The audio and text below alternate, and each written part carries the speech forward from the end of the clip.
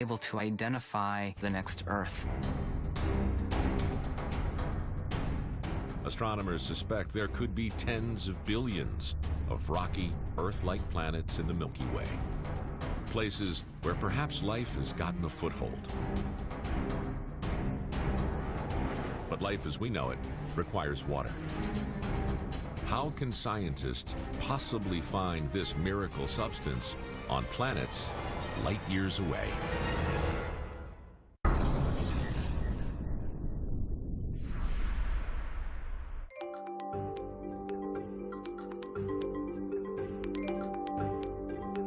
Water divides our living world.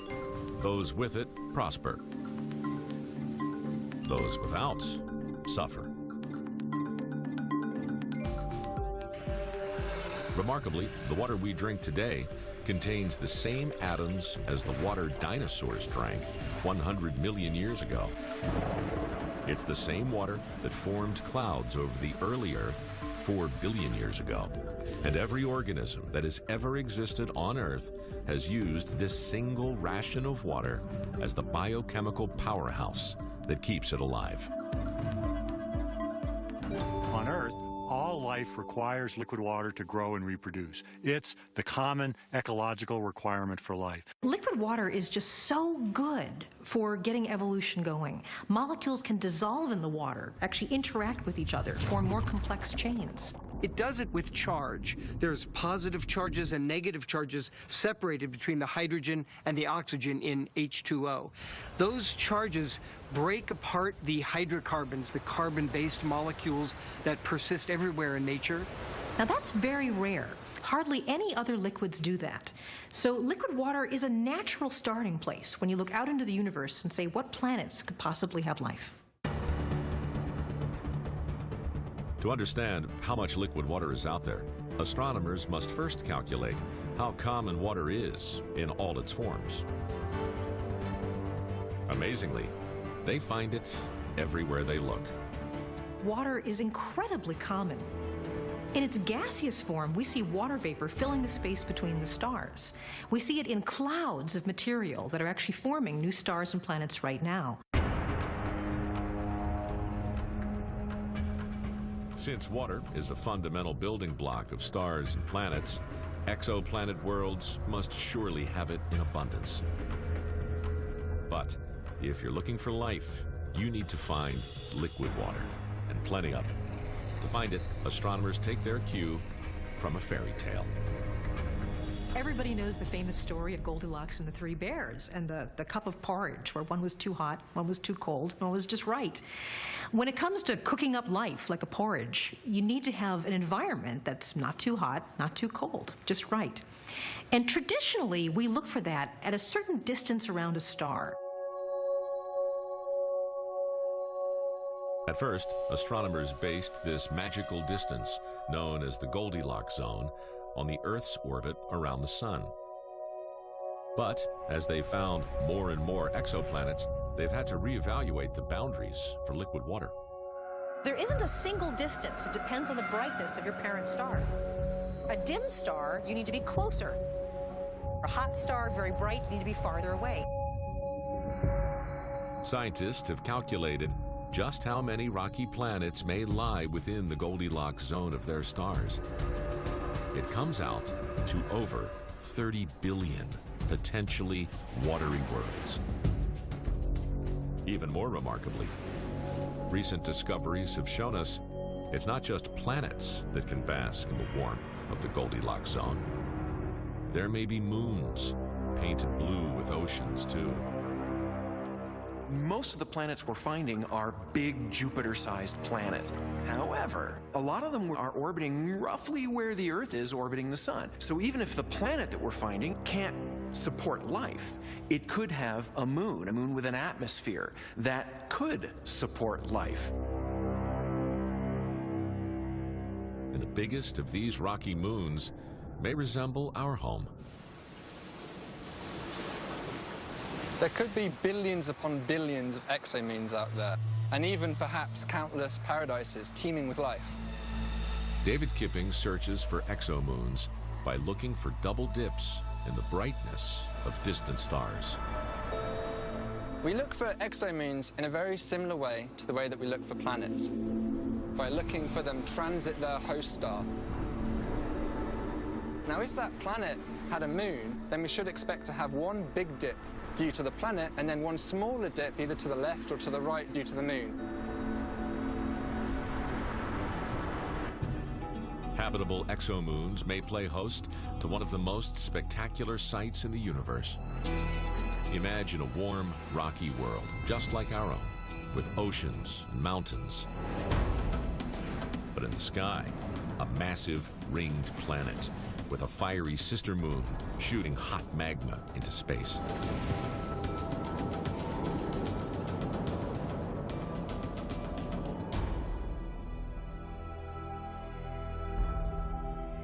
Exoplanets, and now the vast potential of exomoons, hint at a galaxy filled with the possibilities for life. But a rocky surface and liquid oceans may not be enough. Biology needs the breath of life, air.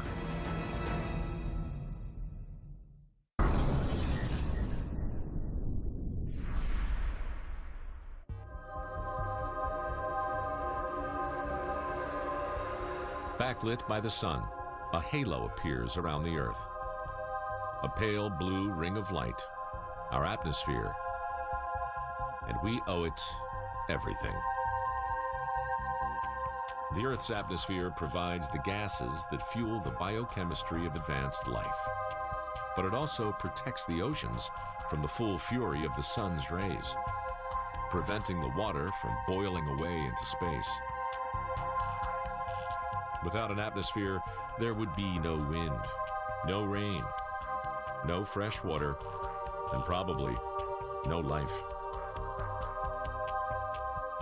Atmospheres are absolutely essential for life.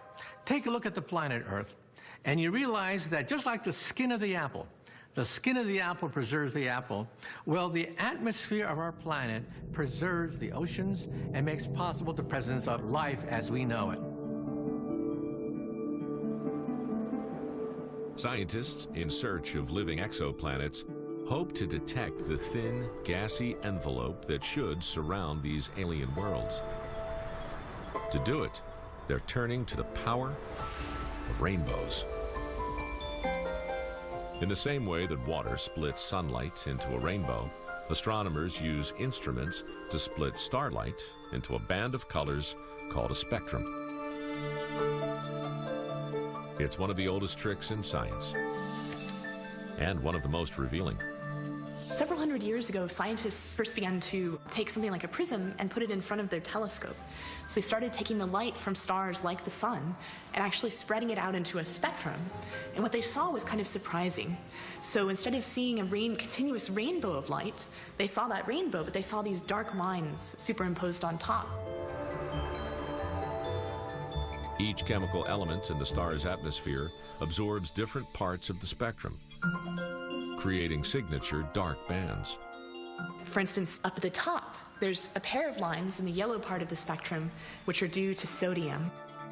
Like a DNA profile for stars, spectral analysis has taught us almost everything we know about stars today.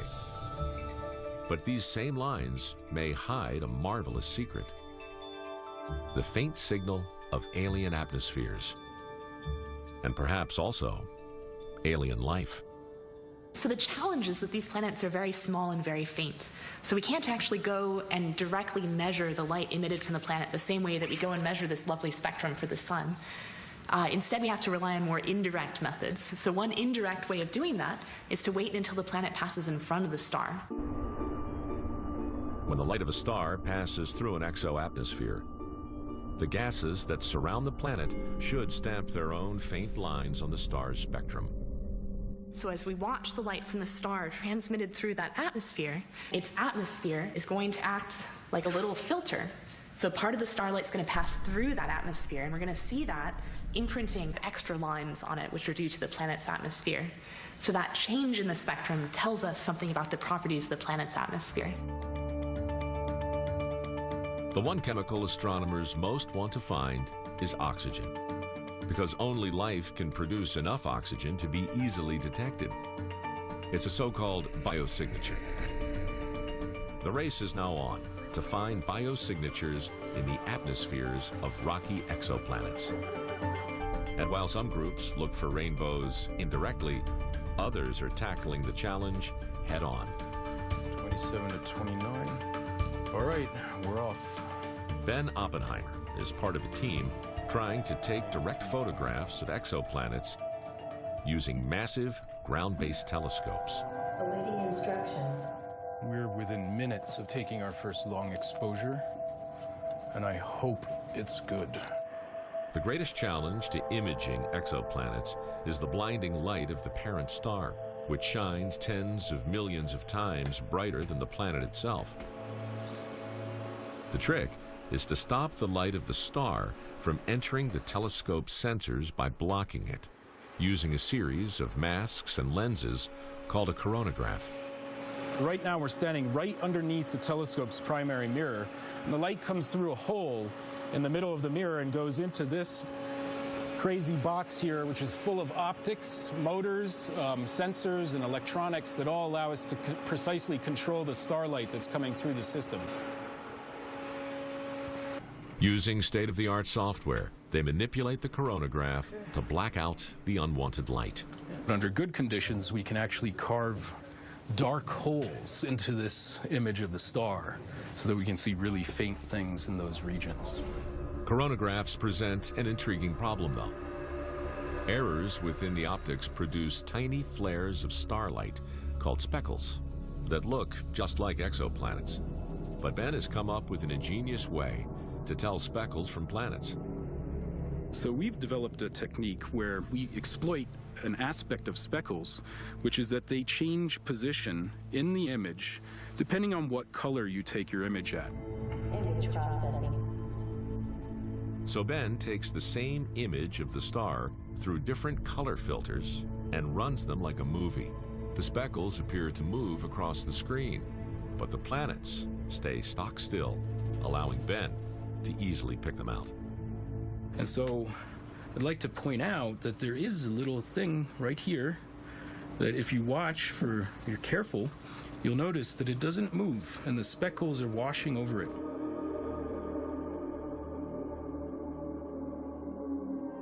This stationary blob is a candidate exoplanet. And below it, and to the left, is a second. They both appear to orbit a star around 200 light years from the Earth. Just a decade ago, capturing an image like this through a telescope was unthinkable. But today, thanks to the ingenuity of astronomers like Ben, we have hundreds. And by analyzing the light from these distant worlds, scientists can work out their chemical composition and potentially the fingerprints of life. At this point, we're studying much larger planets, gaseous things like Jupiter that most likely don't have any kind of life like we know it. But that's a first step. And we're going to fainter and smaller planets as time goes on as we develop this technology. In the not-too-distant future, scientists may be able to simply scan a star for Earth-like planets and find the signature of life there. We can look right at the light from a little planet around its distant star, and that opens up a whole range of possibilities for us to not just detect the planet, but to study the planet. I mean, this all sounds like science fiction, but there is a reality to this. We have a scientific method to actually determine whether there is life on another planet. Life is one thing, intelligent life, another altogether. That requires billions of years and a powerful force field like the one we owe our lives to every day.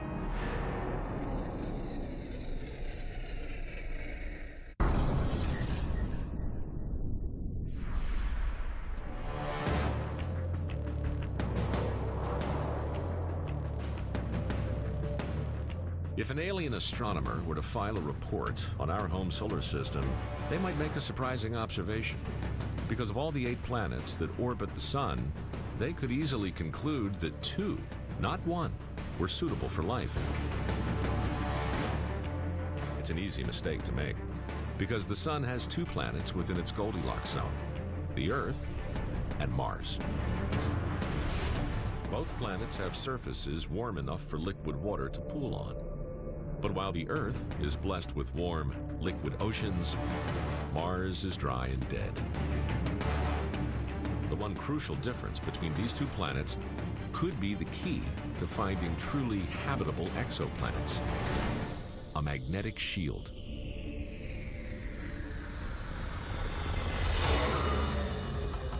Our Sun is constantly hurling deadly radiation out towards us. Only our magnetic shield, the magnetosphere, saves us. Without it, the solar wind would blow our atmosphere away, and without an atmosphere, liquid water could not exist on the surface. In order to have liquid water, not only do you need the right temperature, but you need the right pressure. You know, if there were no atmosphere here right now, even at the same temperature we are today, all of the water would boil off into vapor immediately. So where does the Earth's magnetosphere come from? And why doesn't Mars have one? Actually, in the past, both Earth and Mars had magnetospheres, but Mars lost its around 4 billion years ago, and with it, the potential for life.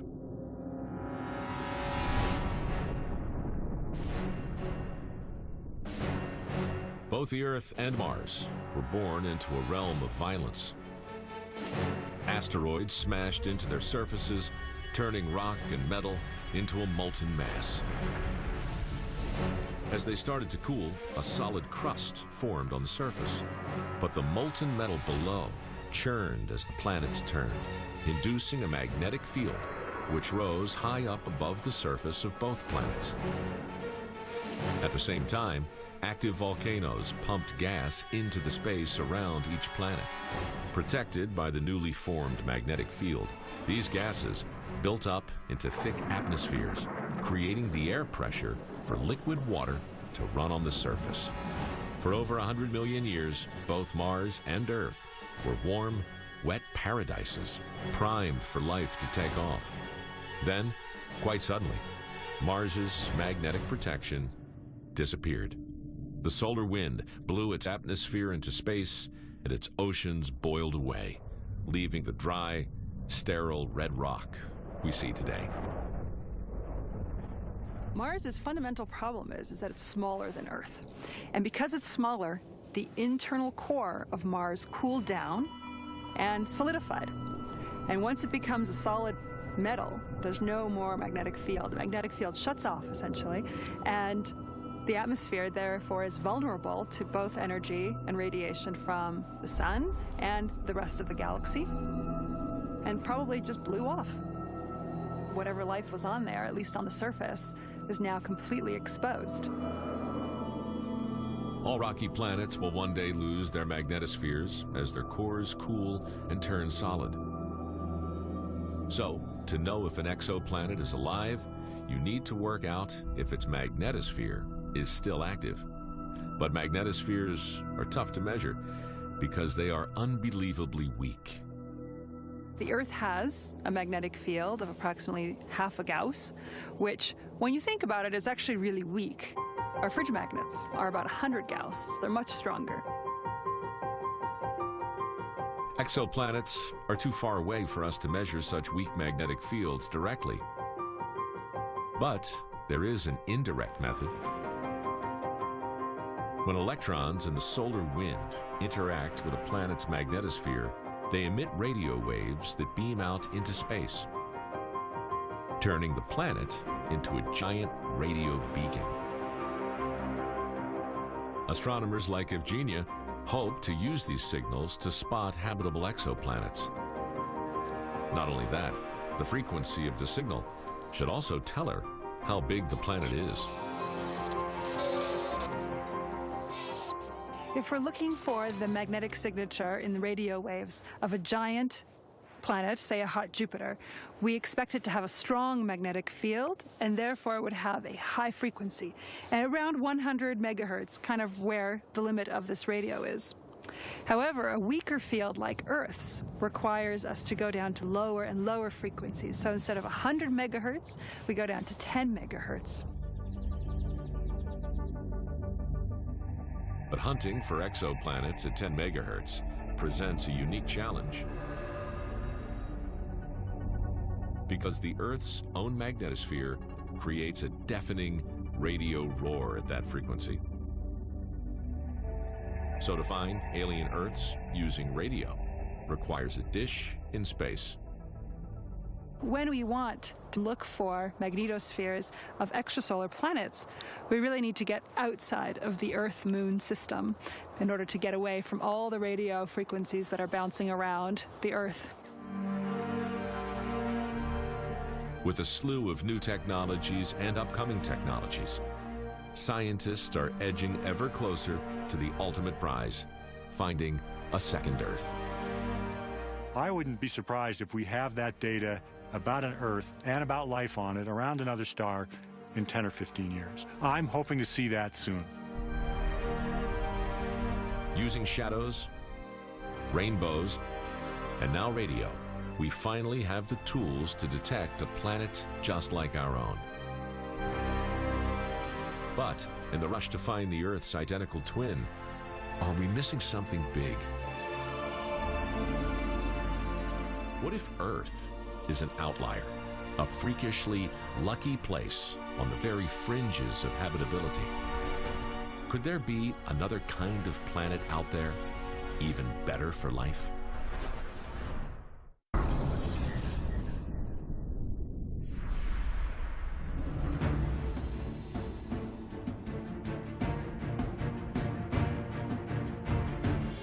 For years, astronomers have scanned the heavens for planets that could sustain life.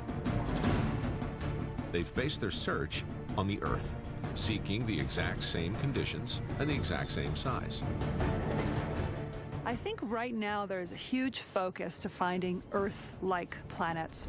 Now, whether or not there actually is life there, that is another question altogether. But after 20 years of searching for an Earth clone, the exoplanet hunters may be about to switch targets. Recent observations have revealed a brand new class of planet, and it's one that may eclipse our own home. We've learned something in the last few years that really shocked us. With the Kepler spaceborne telescope, we have found hordes of planets that are a little bigger than the Earth. We never imagined that there would be such planets. In fact, in our own solar system, there are no planets between the size of the Earth and the next largest planet, that of Uranus and Neptune. Astronomers call these mysterious planets super-Earths. Super-Earths are about 3 to 5 times the mass of the Earth, and there's nothing like that here. We don't know what they're like. It's an entirely alien sort of planet. In just the last few years, astronomers have begun to imagine the conditions on this new class of planet, and they've come to a startling conclusion. Super-Earths could be super-habitable. There are probably planets out there that are even more hospitable for life. Planets that have even more chemicals necessary to create the organic materials that create life, conditions that make it more likely to get life off the ground. Imagine a rocky planet, twice the size of the Earth. Dramatic volcanism on the surface betrays a vast heart of fire that beats within its core.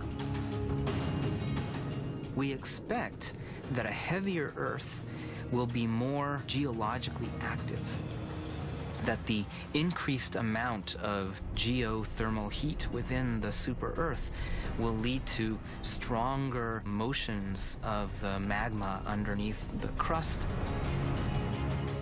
Belching volcanoes dot the surface of this super-Earth. Their gases feed a super-thick atmosphere and help to regulate a super-stable climate. Many times, life on Earth was nearly extinguished. For example, once upon a time, the Earth was snowball Earth, completely covered in ice. Maybe in these other planets, there are Earths in which snowball Earth never happened, that the climate was always stable and temperate. The grip of gravity is 3 times stronger here than we're used to. It pulls mountain ranges down to 1/3 the height they'd be on Earth. Gravity also flattens the ocean bed, making shallower seas filled with volcanic island chains. And the nutrient-rich waters that surround these archipelagos provide the perfect conditions for life. In these other planets, perhaps they have conditions which would make DNA get off the ground much earlier and flourish much more quickly. Finally, our super-Earth may be protected by a supermagnetosphere. The magnetic field strength is a condition both of the mass of the planet as well as its rotation speed. And so it is quite likely that a planet that is a couple of times bigger than the Earth's would be able to develop a stronger magnetic field, may shield the planet even better than our magnetic field shields us.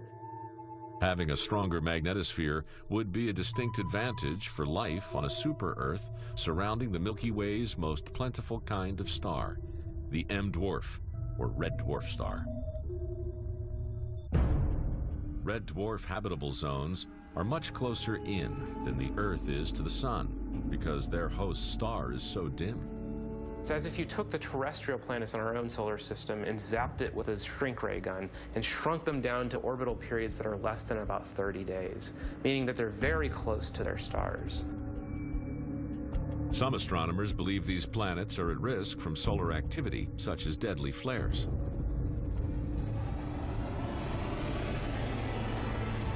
But a super-Earth with a super-protective magnetosphere may well resist these deadly rays, allowing life to flourish under a psychedelic sky full of swirling auroras. If one was standing on a super-Earth, we would see the aurorae come down to lower latitudes. You might get different colors. If I had the opportunity to travel to one of these exoplanets, I would snap that up pretty quickly. Most intriguing of all, if life does exist on a red dwarf super-Earth, it could be home to the longest-lived civilizations in the entire universe. The advantage of the M dwarfs is that they last for much longer. And if you had a super-Earth then, keeping a strong magnetic field, going for billions and billions of years, especially now around a red dwarf that is going to exist for billions and billions of years. You might be in that perfect system where life can exist and evolve into even more complex beings than us. We're getting so close. Our local neighborhood of stars teems with red dwarfs, bursting with the potential for advanced life. But there are also cosmic killers out there, lurking in our galaxy, primed to wipe out life on a regular basis. Is anywhere safe?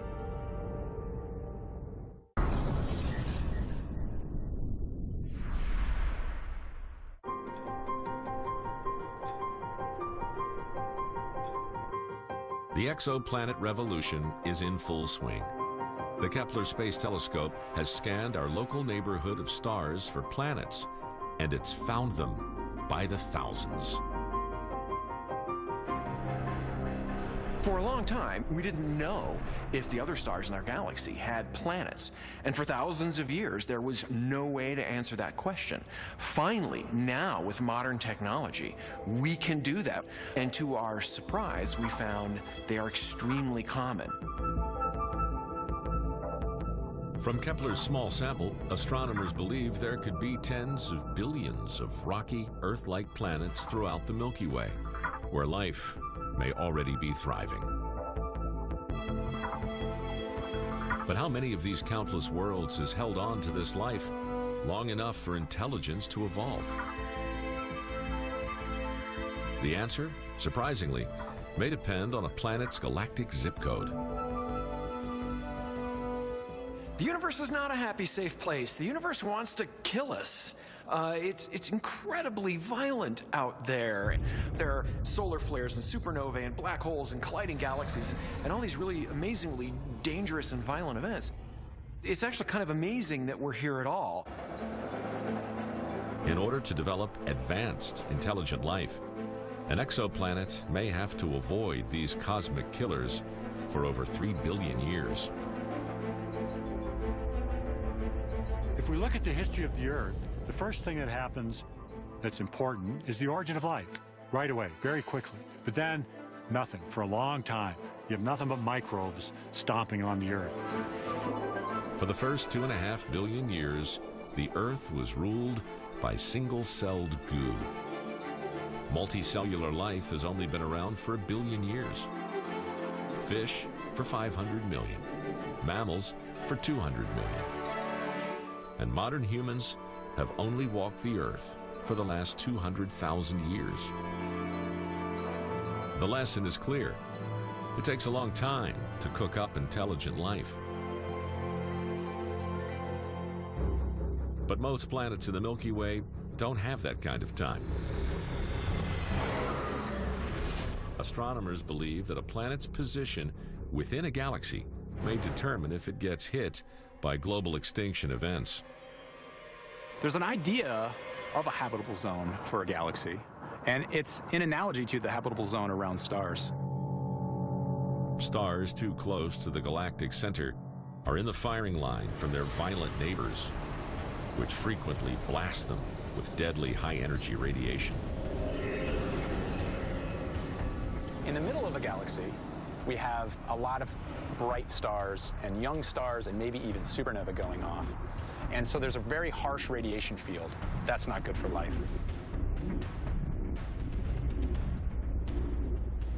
Fired up by the supermassive black hole that sits at the center of the Milky Way, this cosmic kill zone stretches out around 8,000 light years from the galactic center and extends out along the densely packed spiral arms.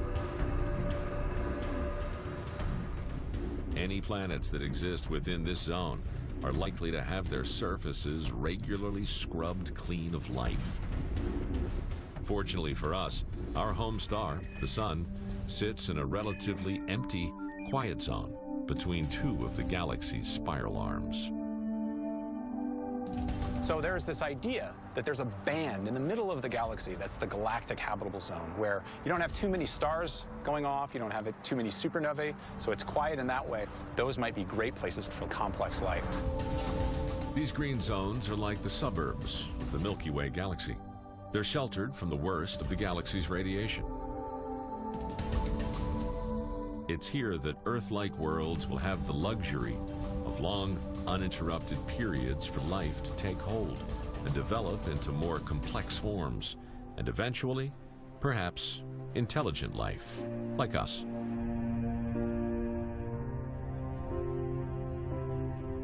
The galactic habitable zone is no more than a fledgling theory, but if it's true, it reduces the number of places where advanced life could flourish in the Milky Way.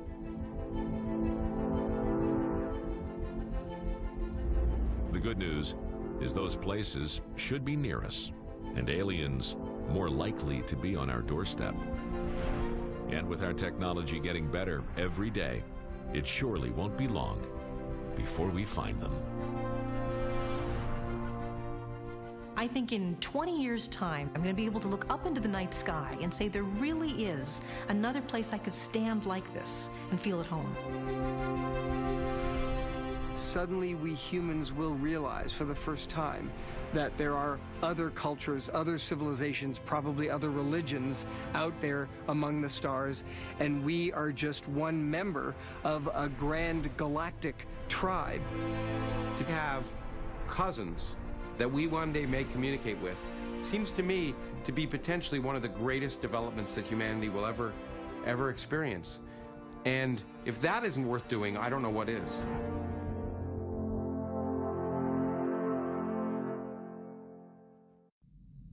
SSC disconnect enable on. Copy that, ELCOM. All systems are go for entry, descent, and landing. Stand by. Stand by.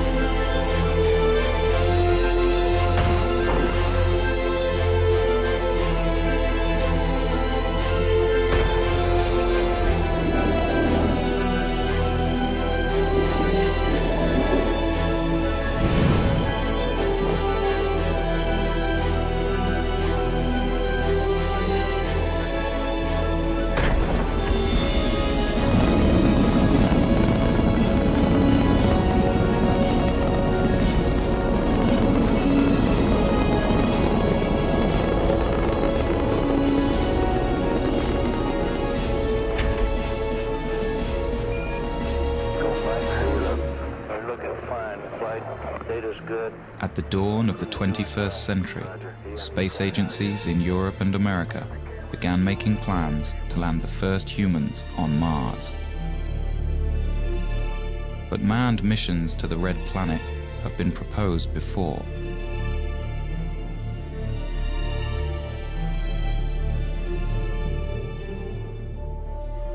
For some, Mars holds the answers to mankind's future in space.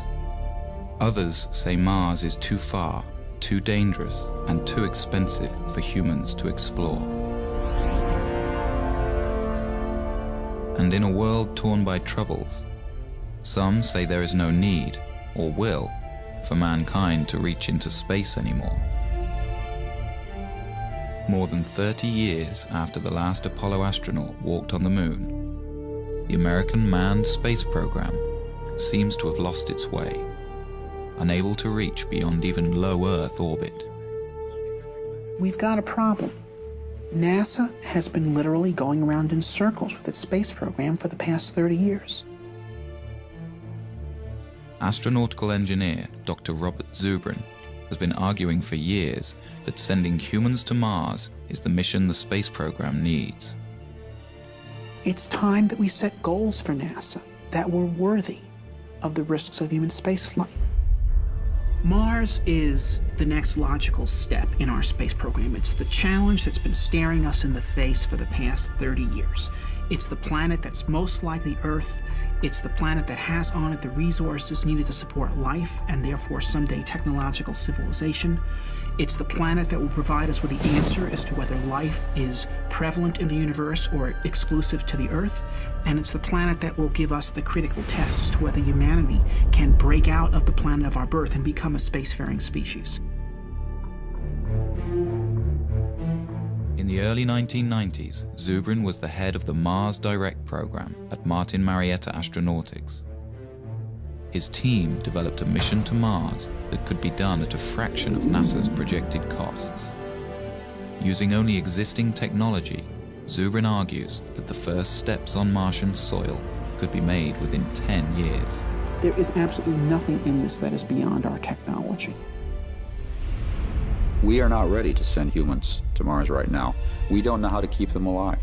There are people out there who say we can go to Mars tomorrow.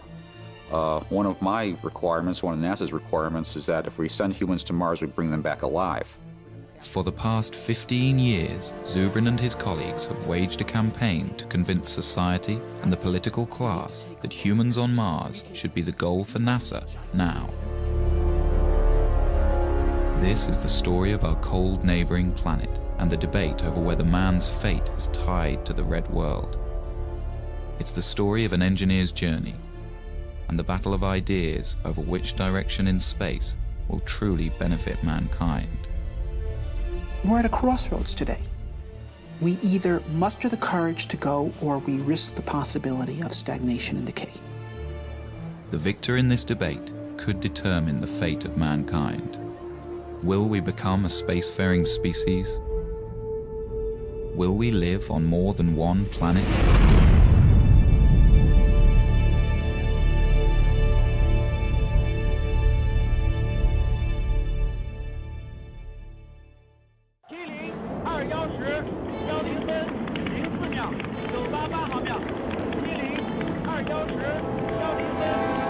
In the winter of 2003, the Chinese put their first taikonaut in space.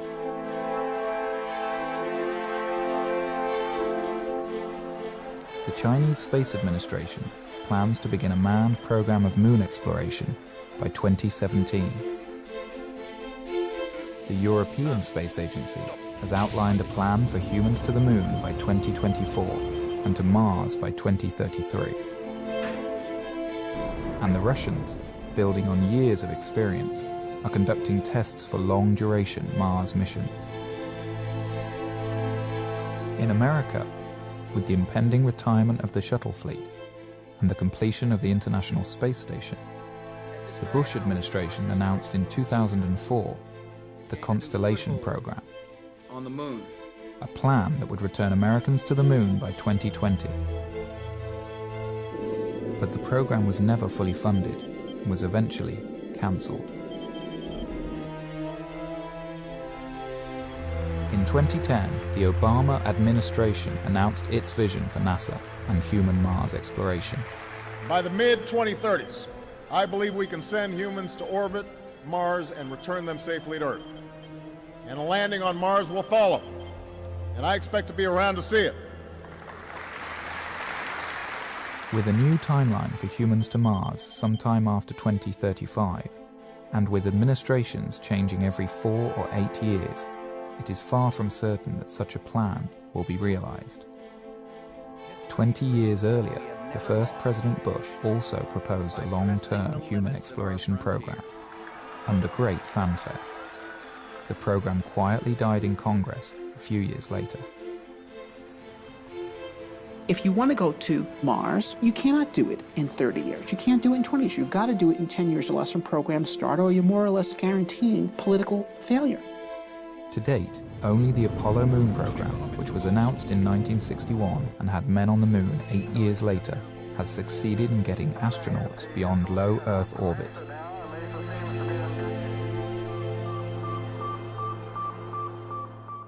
I was 5 when Sputnik flew.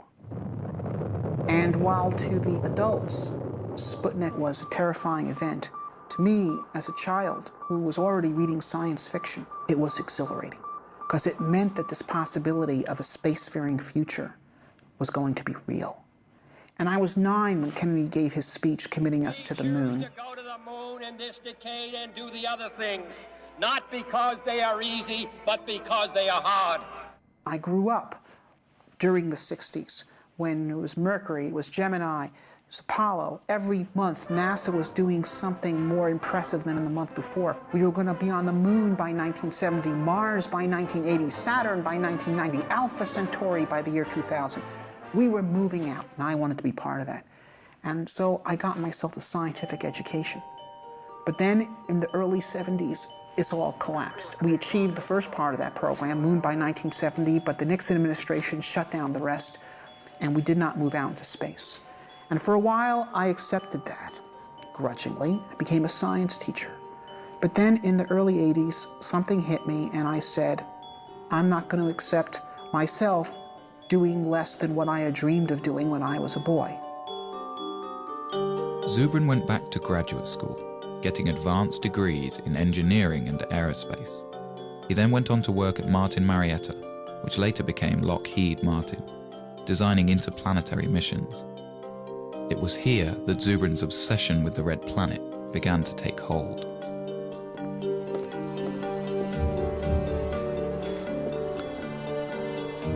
While at Martin in the 1990s, Zubrin and his colleagues developed a plan for sending humans to Mars that changed NASA's thinking on the issue. But the plan has languished on the drawing boards ever since. Now, as president of the Mars Society, Zubrin is at center stage in the debate over the future of manned spaceflight. Known as a smart, visionary scientist, he has authored several books on exploring space and is the self-appointed spokesman for the possibility of colonizing Mars. Mars is where the future is. Mars is the closest planet to the Earth that has on it all the resources needed to support life and therefore technological civilization. It has water, it has carbon, it has nitrogen, it has a 24-hour day, it has a complex geological history that has created mineral ore, it has sources of geothermal energy. Mars is a place we can settle. One reason for such optimism over a frozen world like Mars is evidence that 2 billion years ago, Mars was a much warmer and wetter place. We think that at one time in the ancient past, Mars was very similar to the condition of early Earth. This Martian warm age lasted for over 1 billion years and could have been a suitable environment for the development of life. If we go to Mars and find evidence of a second genesis on Mars, I think we can conclude that the universe is full of life. We can probably conclude that on some planets that life evolves to more complex forms, and I think we'd be reasonable to conclude that intelligence could also emerge on some planets as well. It really does answer the question, are we alone? And that to me is a question that transcends science. It's a philosophical, societal, as well as scientific question. To me, that's the big prize. That's why Mars is interesting. That's why human exploration makes sense. Space programs are often criticized for the huge sums of money they require.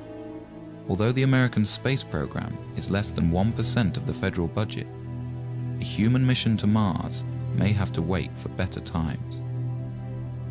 There are those who say that we have many problems to deal with here on Earth, and we need to postpone ventures such as the human exploration on Mars until these problems are solved. Well, there were many problems in Spain in 1492, and there still are. There are problems that need to be dealt with here on Earth and should be dealt with. But we also have to think of the future. We also have to think about opening up new volumes in human history.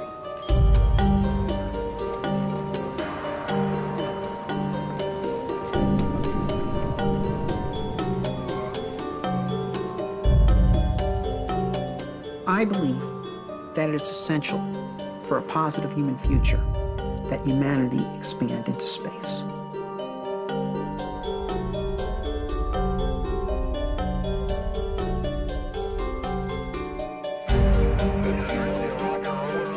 The greatest value that we got out of Apollo was the creation of intellectual capital through the inspiring of millions to go into science and engineering to be part of the great adventure of human expansion into space. There's a phrase that happened with the Apollo program, which was, if we can go to the moon, we can, and then everybody's filled in whatever they were interested in. Build mass transit, cure cancer, do this, do that. The point is, it did give us a sense that we could accomplish great things. It did bring out the best of us. We excited a generation of engineers and scientists. The generation that built the computers and cell phones and all the technology everybody uses today and takes for granted. If we set humans to Mars as our goal, we'll get millions of new scientists that will create new inventions, new industries. This is the enormous payback, and we can get it if we set the kind of challenge that will inspire the youth. To Zubrin, civilizations like people thrive on challenge and decay without it. We have everything we have today because of our predecessors who had the courage to leave the world of the known and go out into the wilderness and build new cities. And if we stop being people like that, then we will hand down much less to our posterity than our ancestors handed down to us. So there's the choice in life. One either grows or one decays. Grow or die. I think we should grow. History proves that we have never lost by pressing the limits of our frontier. In the summer of 1989, the first President Bush announced the Space Exploration Initiative, directing NASA to draw up long-term plans to get humans back to the moon and begin developing a program of manned Mars exploration. At Martin Marietta, Zubrin and his colleagues looked forward to moving NASA's space program outwards after 2 decades in low Earth orbit. Of course, we were very excited when Bush made his call saying that he was making a national commitment to implement such a program. NASA assembled a large team to take on the space initiative. In 90 days, the team developed a 30-year plan that required an enormous buildup of space infrastructure. What the NASA bureaucracy decided to do was basically design the most complex mission they possibly could in order to make sure that everyone's pet technology would remain mission critical, which is the exact opposite of the correct way to do engineering. First, NASA would triple the size of the planned space station and add enormous hangars, as well as free-floating fuel depots, checkout docks, and cruise stations. Then, on the moon, they would construct more shipbuilding facilities, bases, and depots. Next, the moon crew would construct the Mars ship, a huge craft dubbed by its detractors as Battlestar Galactica. This ship would carry everything to Mars over an 18-month flight.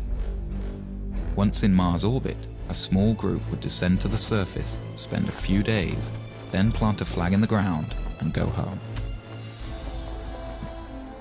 plan became known as the 90-day report. To those of us at Martin who had been engaged in designing Mars missions, when they saw the monstrosity of complexity of the 90-day report, we were dismayed, and it was readily apparent to anyone with any insight that that program would fail politically. The plan was submitted to Congress. The estimated cost, $450 billion. The legislators went into sticker shock. This would have been the single most expensive program for the United States since World War II. By the end of 1990, Congress had refused all requests for SEI funding. When the realization came that SEI was doomed, Zubrin wrote a memo to his colleagues at Martin Marietta, outlining his problems with the NASA plan and arguing for a more direct approach. Zubrin favored launching a Mars mission directly from the surface of Earth, using only existing rocket technology. This negated the need for a lunar base and avoided the complexity and cost of building ships in space. He also objected to NASA's plan for a short surface stay on Mars, a mission that would amount to little more than a flag and footprints exercise. To Zubrin, we were going to Mars to explore and develop a new world. To maximize surface time, Zubrin proposed using a faster flight path, known as a conjunction-class mission. This would mean a crew could arrive on Mars after only a 6-month journey. They would then remain on the Martian surface for a year and a half. This would give the team time to explore a wide area and conduct detailed research about the planet.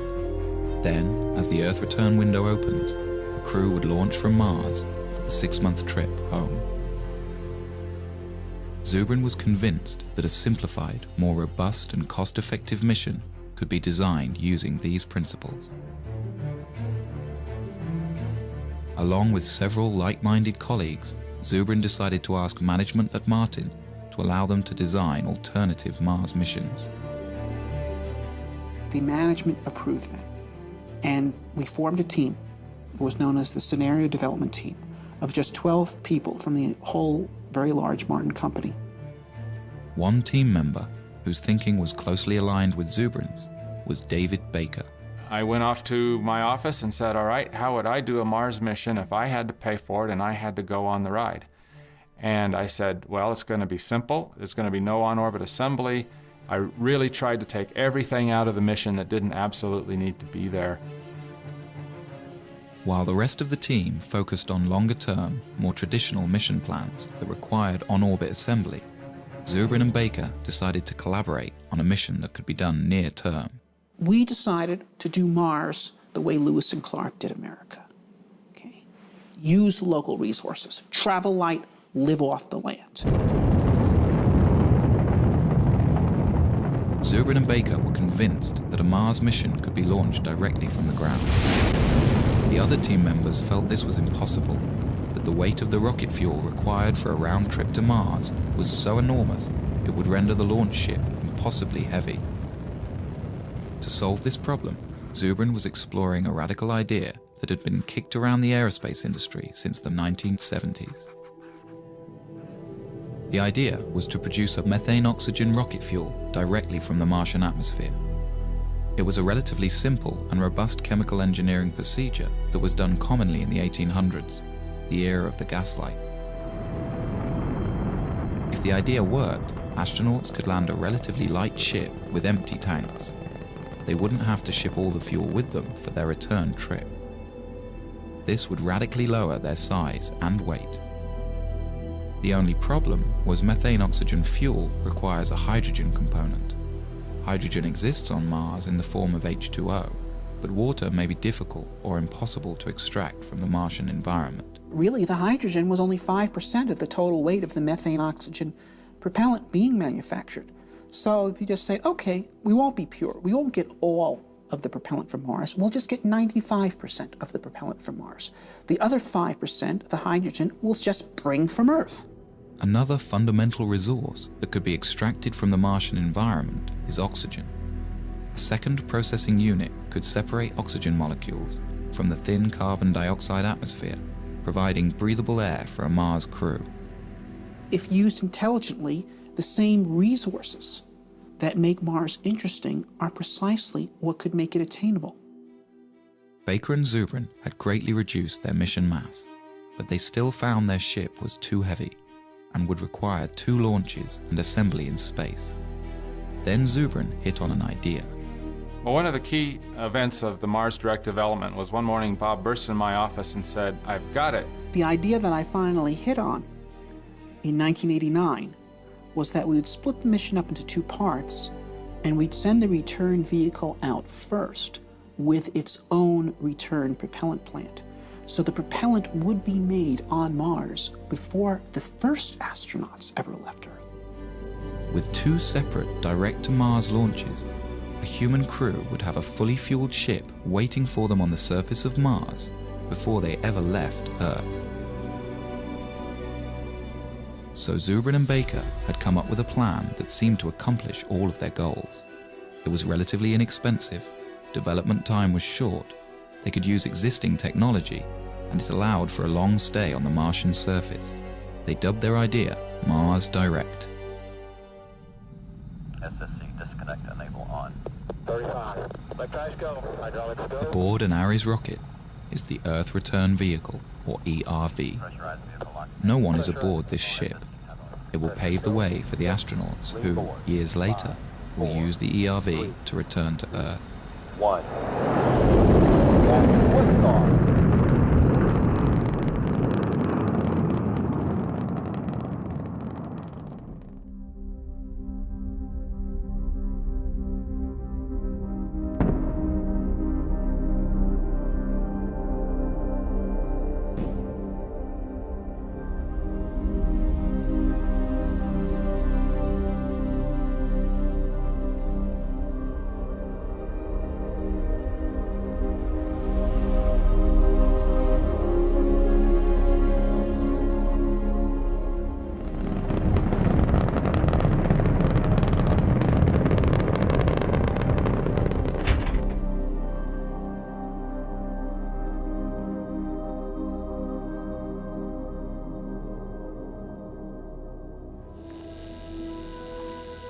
On its second day, the ERV deploys a small nuclear power reactor.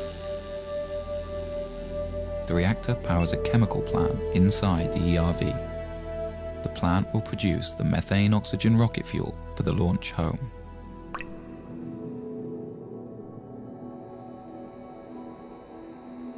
Nearby, a second robotic rover is guided to a pre-picked landing site for the human crew.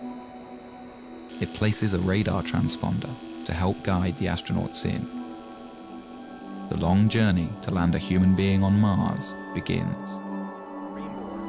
3, 2, 1, engine start.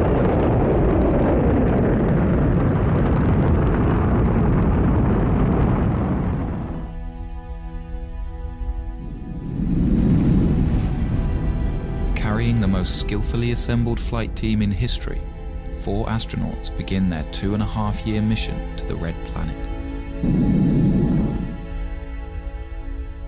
This will be the first time a human has gone beyond the Earth-Moon system, 250 million miles farther than any person has ever been.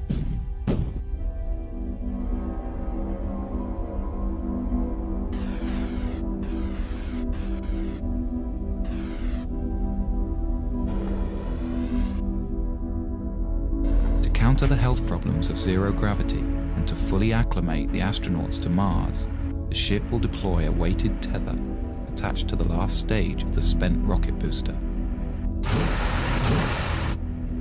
By thrusting the ship into a rotational spin, the counterweight of the rocket will create centrifugal force and thus artificial gravity. The crew will be able to live with their feet planted firmly on the floor during their 6-month transit. But the HAB is not entirely alone on its journey. Just ahead of it is a second ERV, identical to the first. Launched just a few weeks prior to the HAB, it will prepare the way for a second human crew that will follow 2 years later. It can also function as a backup for the first mission if anything should go wrong.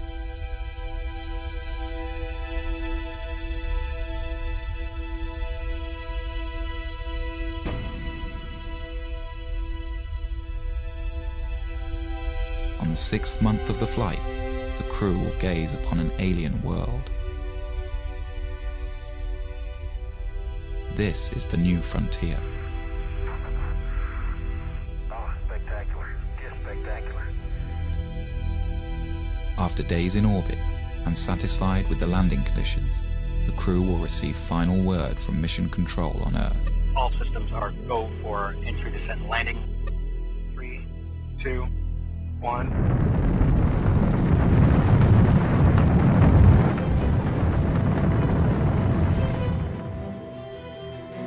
It will be a tense 40 minutes before people back on Earth get the signal from Mars and know if everything has gone well.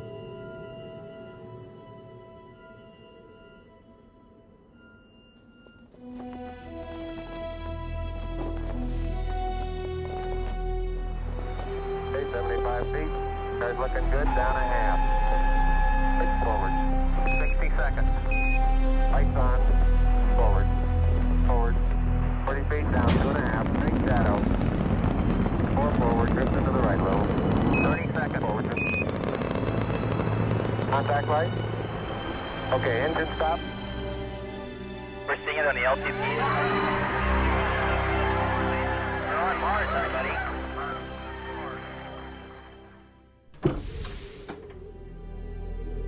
For more than 500 days, the astronauts will live on Mars and embark on one of the greatest journeys of discovery in the history of science.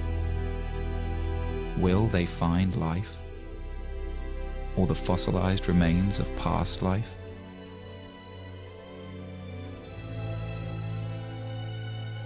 Such a discovery could tell us whether our solar system has seen more than one genesis, and answer the ultimate question: are we alone? In any case, these explorers will be learning how feasible the colonization of Mars really is, and whether or not mankind has a future among the stars.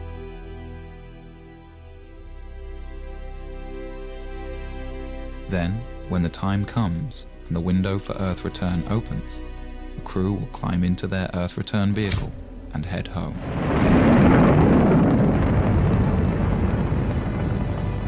They will arrive home heroes, the first to stretch the limit of man's expanse from one planet to another, their names added to the list of great explorers of new worlds. In their footsteps, others will follow.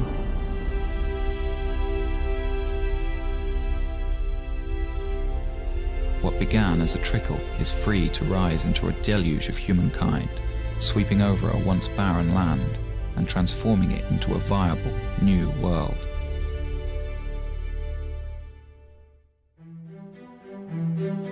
When Baker and Zubrin presented Mars Direct to their bosses at Martin, they expected the worst. To their surprise, management was excited about it. They liked the fact that everything needed was relatively simple and near-term. As time went on, Martin Marietta embraced Mars Direct as their creation and put Bob and I on an airplane to several NASA centers to present Mars Direct and try to build some momentum for it. Baker and Zubrin flew to the Marshall Space Flight Center in Huntsville, Alabama. This had been one of the original design hubs for the Apollo moon landings, but recently many of the engineers had become demoralized by the failure of NASA's SEI program. Tag team style, Baker and Zubrin presented their alternative mission architecture. The response was thrilling. The old-school Apollo crowd embraced it. This was a plan that actually made sense and was within reach. Baker and I gave a number of briefings. The first was at the Marshall Space Flight Center. Next was at Johnson. These people were incredibly excited. Over the next few weeks, Zubrin and Baker were flown around the country, pitching to all branches of NASA. And everywhere they went, the response was electric. The plan was standing up to scrutiny, and groups all over NASA were converting to Mars Direct. Their tour culminated in a public presentation to the National Space Society. The crowd gave the two aerospace engineers a standing ovation.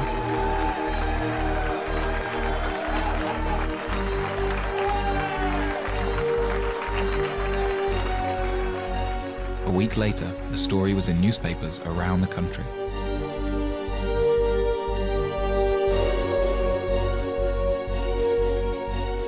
But a counterattack was beginning to form within NASA. The space station teams and many in the advanced propulsion groups were against the idea. Since Mars Direct didn't need their programs, they felt under threat. As quickly as doors opened for Zubrin and Baker, they began to close. NASA didn't want to pursue a Mars mission at that time. They didn't want to be derailed by a bunch of Mars fanatics that thought that their idea of what NASA should do should overwhelm what NASA thought NASA should do. What we did in Mars Direct was literally come up with the leanest solution, the one that involved the least spending on an assortment of technologies and infrastructural elements, including, for example, we made no use whatsoever of the International Space Station. And so people involved in all those programs were very upset because we were showing that you could go to Mars without their program being required. And they felt that we were de-justifying them. The NASA administration rejected Mars Direct. The two engineers were outsiders again. But Zubrin remained determined. Bob had grabbed hold of it, and I could see that it was his, and no matter what I did, he was going to do what he was going to do, and he was going to be a proponent for it and push it, and I really saw my role sort of evaporate. It's a little bit like being a dim planet next to a bright star around him in terms of his enthusiasm, and you really can't compete with that. All you can do is decide how you're going to deal with it. By February 1991, Baker quit Martin to start his own firm. Zubrin battled on. For the next year and a half, Zubrin tried to get NASA to pay attention, giving speeches, writing papers, but Mars Direct's time seemed to have passed.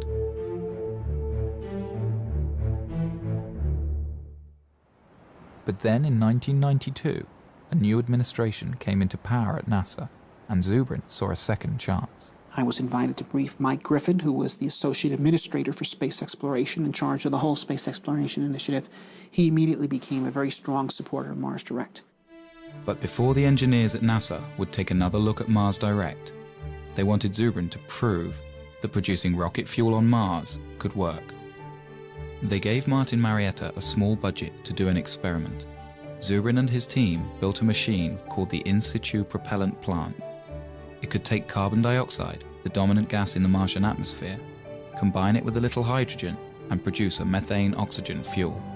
We did it in 3 months with a very small team. We built a plant that was 94% efficient, and no one who actually participated in that effort was actually a real chemical engineer. They were all aerospace engineers, like me, who were simply dabbling in chemistry in order to prove to NASA that 19th century chemical engineering really worked.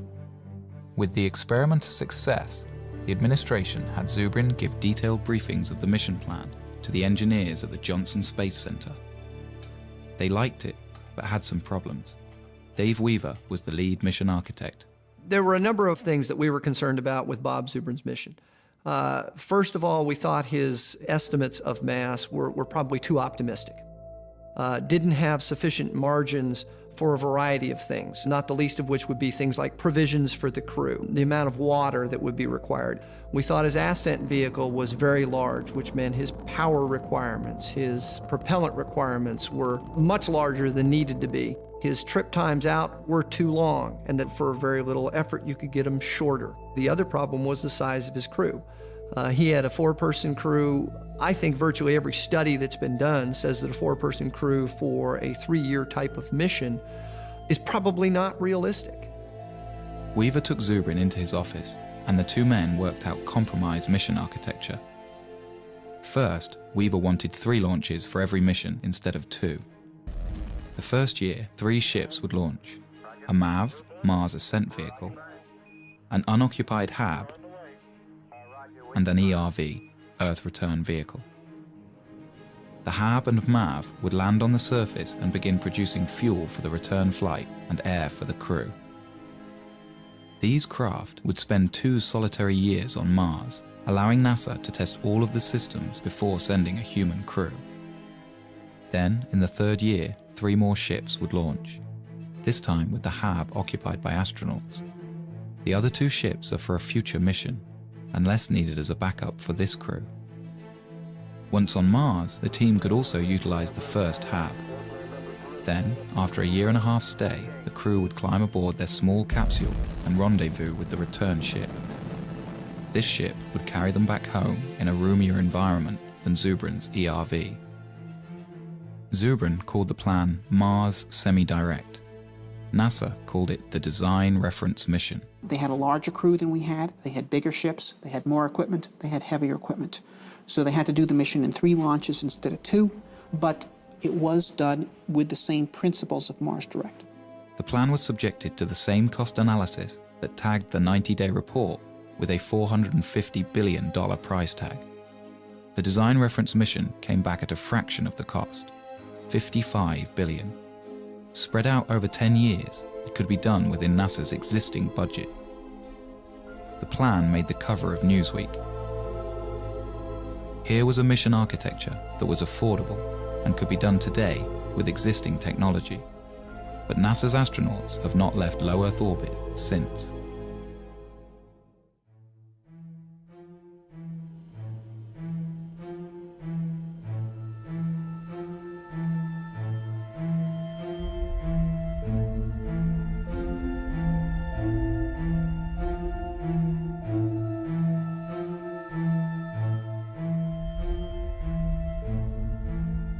With the completion of the International Space Station and the retiring of the Space Shuttle program, a debate rages over the future of space exploration. Should NASA continue to focus on low Earth orbit, developing technologies for the future? Or should NASA have a goal, like it did in the 1960s with Apollo? The way we got to the moon was by a presidential imperative that demanded that NASA get to the moon within a decade. So NASA was forced to sit down, design a plan for how to do that, and then fly the mission. Since that time, without the presence of a driving imperative, we engage in basically a random set of constituency-driven programs which are justified ad hoc afterwards by the argument that they could prove useful at some time in the future when you actually have a plan to go somewhere. I think NASA has focused on a steady process where the government can't just pull the plug on their funding. I think the Apollo cancellation was very traumatic for NASA, and it really transformed NASA from what it was in the 60s to more of what it is now. If you have a singular program like going to Mars, then it is very vulnerable to having its funding pulled. NASA must be destination-driven. It is the only thing that allows the agency to be productive. NASA was 100 times more productive when it was destination-driven than in the period that it has not been. And we have stagnated in NASA since 1973. 30 years, more than a generation, has been wasted.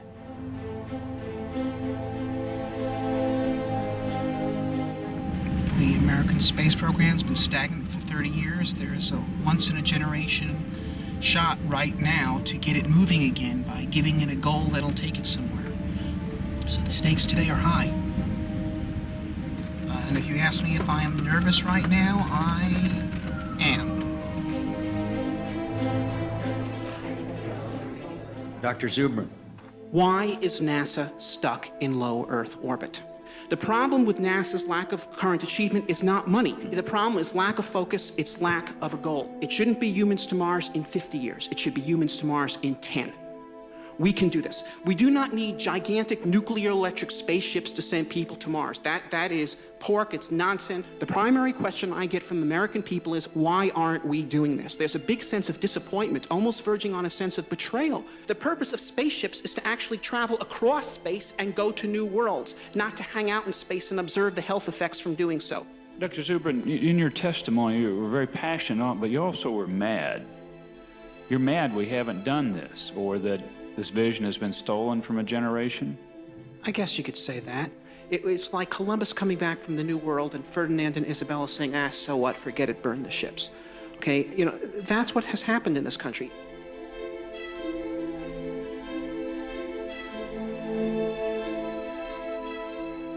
We've won our point that there needs to be a destination. The point we need to win on now is that the destination needs to be Mars, and it needs to be soon.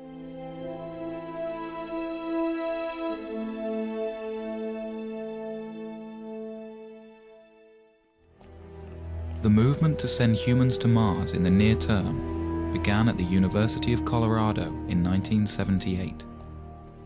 A graduate student in astrogeophysics named Chris McKay gave a small seminar on the possibility of introducing life to Mars. I got interested in Mars in graduate school. I entered graduate school the same year that Viking landed on Mars and sent back these images, and it sent back data that showed all the elements needed for life are here on this planet, and yet there's no life here. I thought, oh, that's odd. It's sort of the lights are on and nobody's home. And I thought, well, that's curious. So some of my other grad students and I, we sort of got together to talk about, well, if there's no life on Mars now, could we put life there?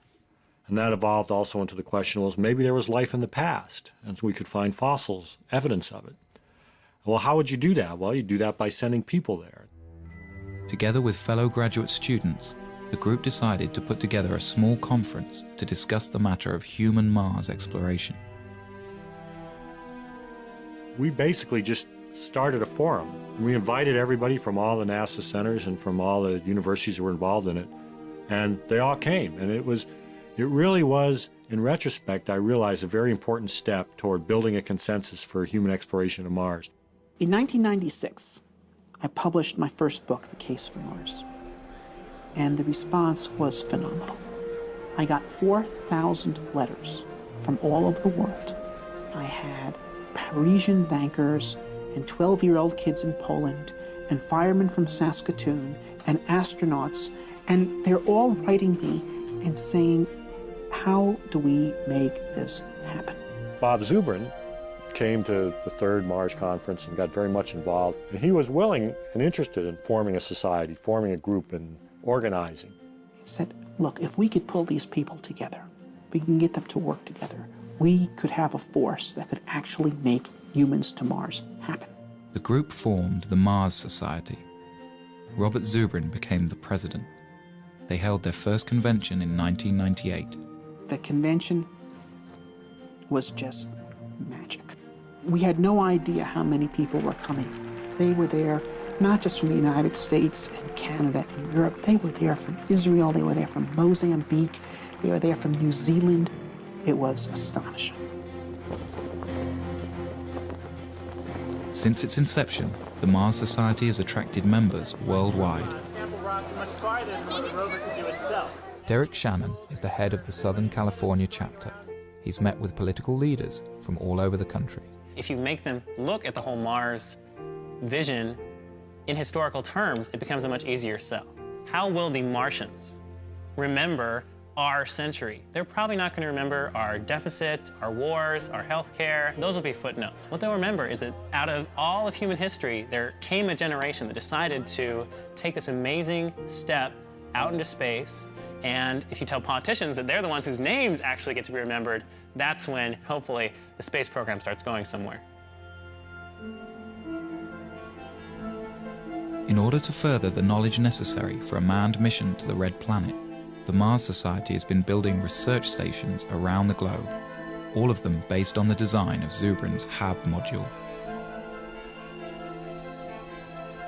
Most recently, the Society set up a desert research station in Utah.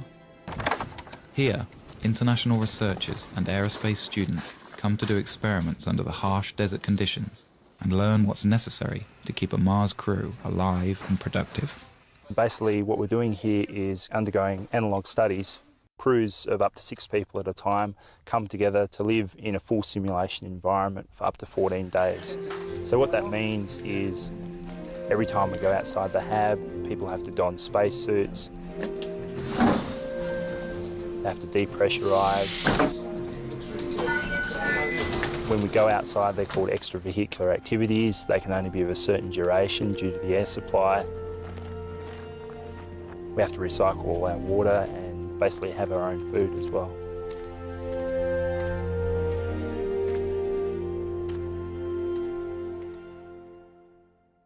It's great to fantasize, but it's another thing when you have to put it together, when the nuts have to fit the bolts.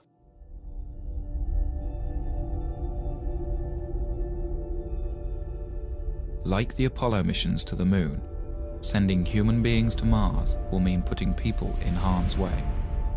There are many dangers in outer space, and many things could go wrong.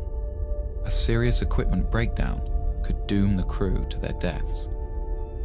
Some argue that the risk of failure is simply too high.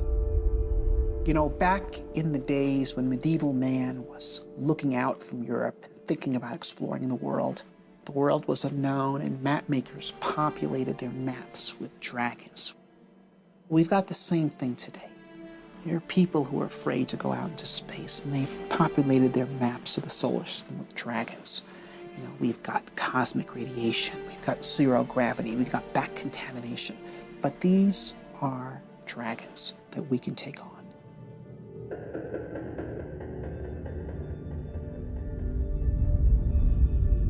There are two kinds of radiation astronauts must contend with in outer space: solar flares and cosmic rays. Solar flares are floods of protons that burst from the sun at irregular intervals and would be dangerous to an unshielded human crew. We are not ready to send humans to Mars right now. We've got to know a lot more about radiation and radiation mitigation. One of the Apollo flights barely missed, like by a week, a major solar event. If it had gone off when the Apollo astronauts were on the way back and forth to the moon, they would have gotten their entire lifetime radiation dose in that one mission. And that's just one solar flare. So that's why we worry about this. In the Mars Direct plan, Zubrin envisions a central, insulated core where a crew can retreat to while the radiation passes by. The core would be surrounded by all the provisions of the mission.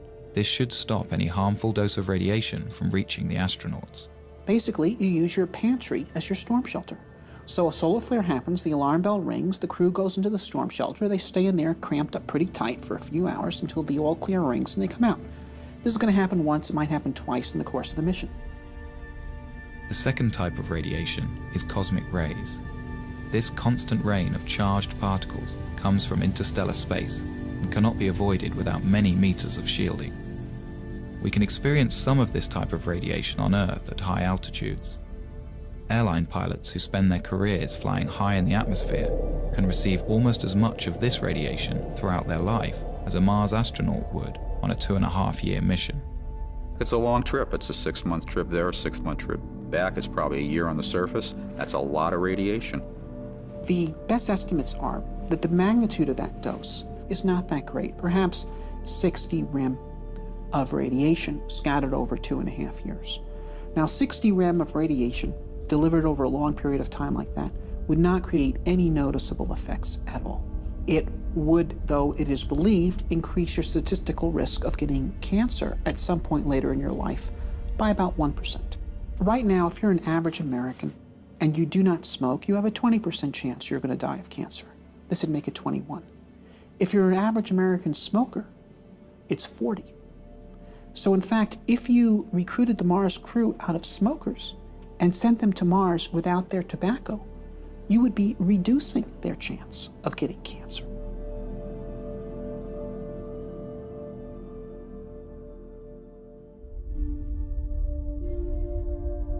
With the immense distance from Earth, never before experienced by a human being, with the constant dangers of outer space surrounding their small, life-sustaining craft, and with nowhere else to go, the psychological impact on a crew could be severe. Fear is real. I mean, it would be, to me, abnormal for a person to not feel the fear of getting on a rocket and launching into space and going to Mars. So I think fear is a very normal thing that all astronauts, in fact, are supposed to have. And I would be afraid to fly with someone who does not have fear. Some psychologists worry that cabin fever could set in, and the crew might literally go crazy. The human Mars mission is a more rigorous and difficult condition than most of us experience in daily life. But it is hardly a more difficult situation than many people have endured throughout human history. We could compare the Mars crew to the crew of 19th century or prior sailing vessels, many of whom were away from home for 3 years or more than 3 years, under conditions in which they're eating extremely bad food, without any medical knowledge to support their health, commanded by brutal officers. In every respect, the crew of a human Mars mission with the full support of mission support and the whole world cheering for them and great rewards awaiting for them in life upon their return, is in a vastly superior condition. The Mars Direct crew will spend most of their time inside the two-story hab, carefully designed to promote psychological well-being despite the confinement. The space where I think everybody would spend the most time, just like a lot of homes on Earth, would be the galley wardroom area. There would be chairs, a table, some kind of large screen for entertainment. You would have individual staterooms about 4 or 5 feet wide. The ability for them to communicate with loved ones, with colleagues on Earth, I think will be almost unlimited. A Mars crew will need to be carefully chosen and thoroughly tested to ensure their ability to handle the extreme isolation. Wow, what a place. What a view, isn't it, John? It's absolutely unreal. John Young, who went to the moon, used to say that he could cover the Earth by just lifting his thumb up to it. And he says that when you go to Mars, you are going to redefine the concept of loneliness. And so it is very important that the crew be well balanced and well chosen so that they can support each other. Whoever gets picked to go, they will have to learn to live together for 2.5 years. If you put out a call for volunteers for the first crew to Mars, they'd be lined up coast to coast. Most people recognize what's left after you go is the good you left behind. And to take part in a venture of this character, of such a historic character, of extending the reach of the human species, this is something of immortal significance.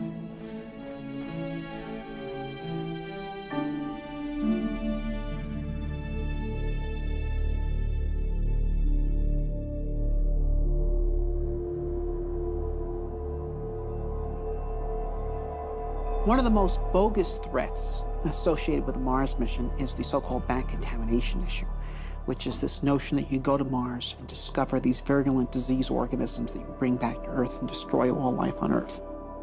If we discover life on Mars, one fear is that our Earth biology will have no defense against possible Martian pathogens. Some argue that missions to Mars cannot be risked until we can prove Mars is free from harmful contaminants. This is completely nonsensical. There's natural transfer of material from Mars to Earth all the time. We get around 500 kilograms of unsterilized Martian rocks landing on Earth every year, and they have been doing so for the past 3-4 billion years. And so if there were Martian organisms that could contaminate the Earth, they've already done so. Although the prospect of Martian diseases seems remote, lawmakers have required that NASA create elaborate protocol to ensure that any extraterrestrial material stays contained.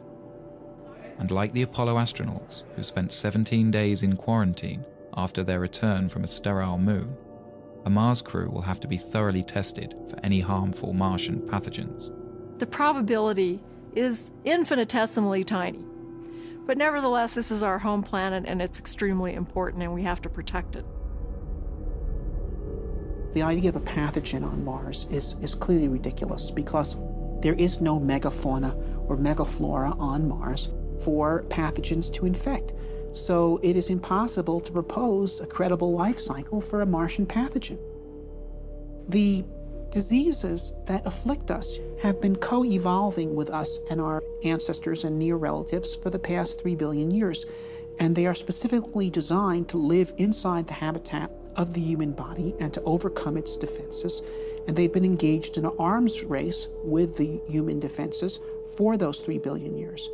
This is why humans do not get diseases from distantly related species. For example, I don't know of any person who has ever contracted Dutch elm disease, and trees don't get colds.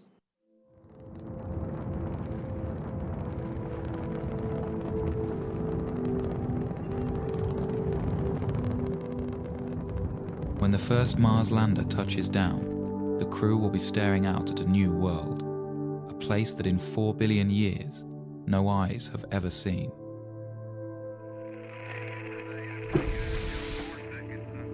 The crew won't be alone. millions of television viewers back home will be watching as the first man or woman places their footprint into the rust-colored soil. The crew will savor these moments, for here, someday, a new branch of civilization might begin, and future Martians will remember and celebrate this day.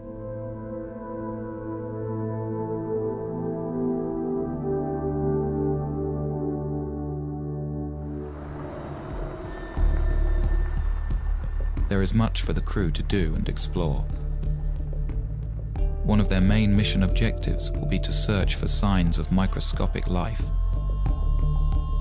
To do this, they will follow the ancient water flows.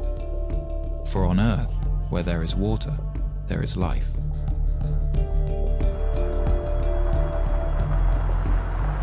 To help the crew in their search, they will have a pressurized rover that allows them to explore in a comfortable shirt-sleeve environment.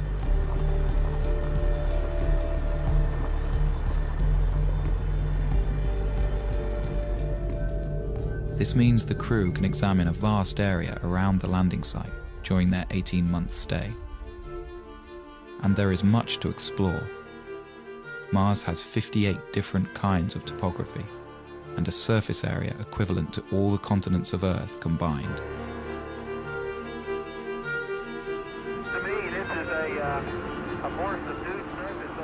If these explorers can uncover the fossilized remnants of indigenous Martian life, they will redefine mankind's understanding of its place in the universe. For if life arose separately on a planet so close to our own, it strongly suggests that the universe is a biologically rich place and full of life.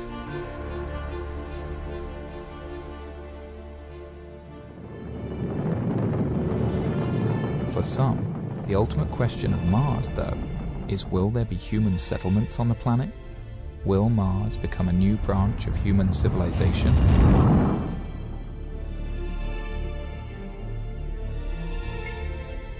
As each subsequent Mars mission explores a wider and wider area of the planet over several years, an ideal site for a base will be found, probably one with a thermal vent that can supply water and power. At that point, several HABs will be landed in this one spot, with crews that plan to stay for 4, 8, or even 12 years. The HABs will be interconnected, and a permanent human presence on Mars will be established. This scientific community will have to learn to become self-sufficient, to be able to survive on Mars without supplies constantly being sent from Earth. But unlike any other planet in the solar system besides Earth, Mars has all of the fundamentals needed to make this possible. Its 24-hour and 37-minute day is critical for growing plants. It has all of the elements necessary for creating building materials like plastics, metals, and glass. And it has oceans of water frozen into the soil. If we can develop this craft of living on Mars, then Mars becomes inhabitable. Not immediately physically, but intellectually. I mean, look, what determines whether an environment is habitable or not? Is Colorado habitable? We're not naturally adapted to live in Colorado. We're tropical animals. No one could survive a single winter night here without technology, such as clothing, efficient use of fire. We invented our way into becoming people that could colonize such hostile environments.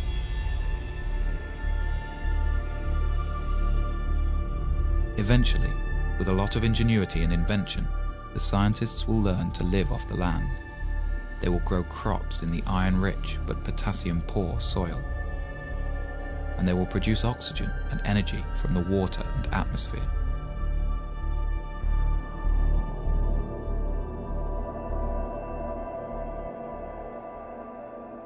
Sooner or later, children will be born, the first true Martians.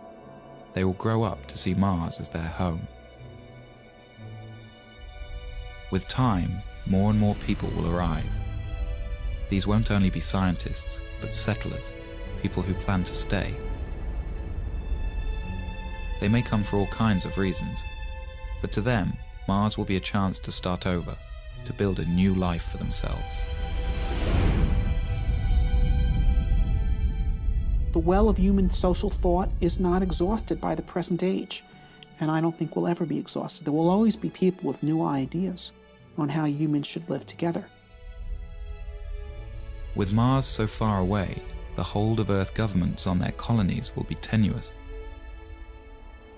The Martians will need to govern themselves. Mars is not going to be a utopia. Mars is going to be a lab. It's an open frontier. It's a place where things are going to be tried out. I think we'll see a lot of noble experiments on Mars. Perhaps some of these Martian colonies with their novel ideas based on the best thought the 21st century has to offer, maybe they'll find ways in which humans create societies that are more humane and offer more opportunity for human potential.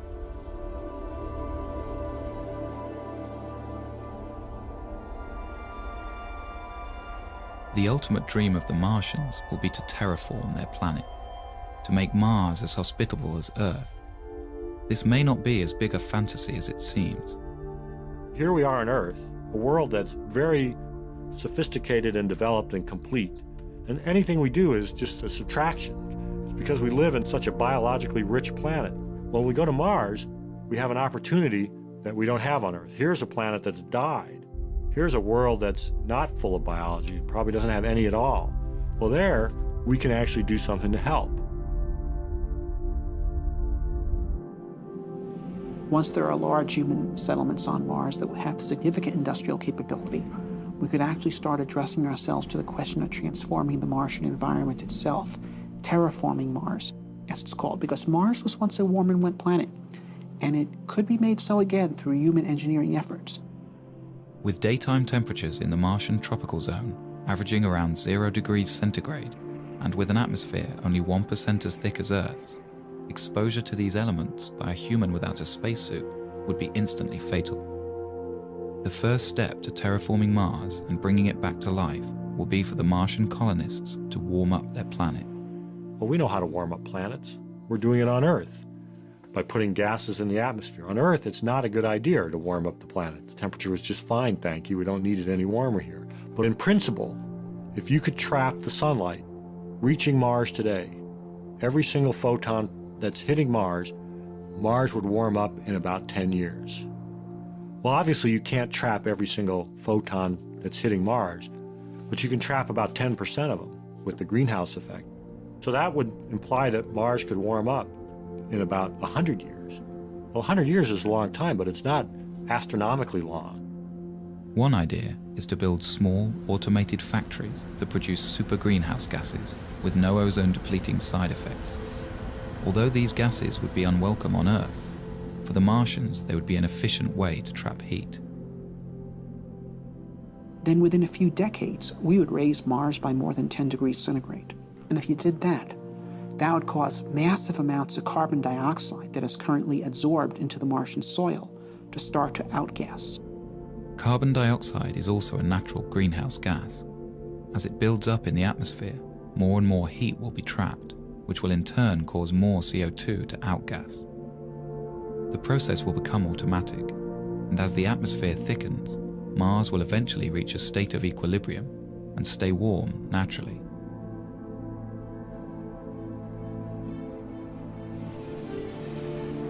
The rise in air pressure would mean that the human colonists could discard their pressure suits and walk around the surface of Mars carrying only a supply of oxygen.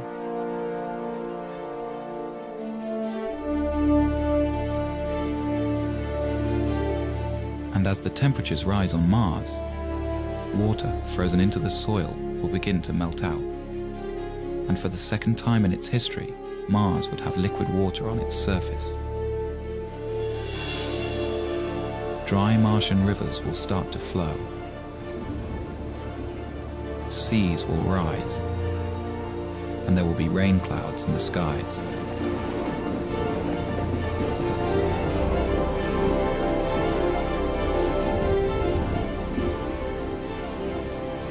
The return of Mars to its warm and wet stage will make it a fertile environment for life. Any indigenous Martian organisms lying dormant will begin to grow, and Mars will be full of Martians.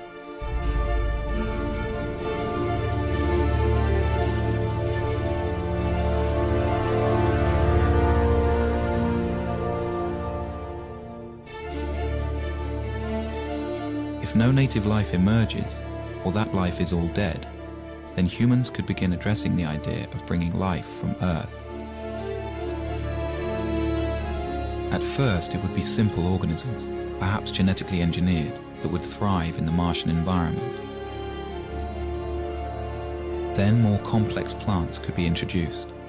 The plants would be right at home in the carbon dioxide atmosphere, and with no competition and a whole planet to cover, they could transform Mars into a green world.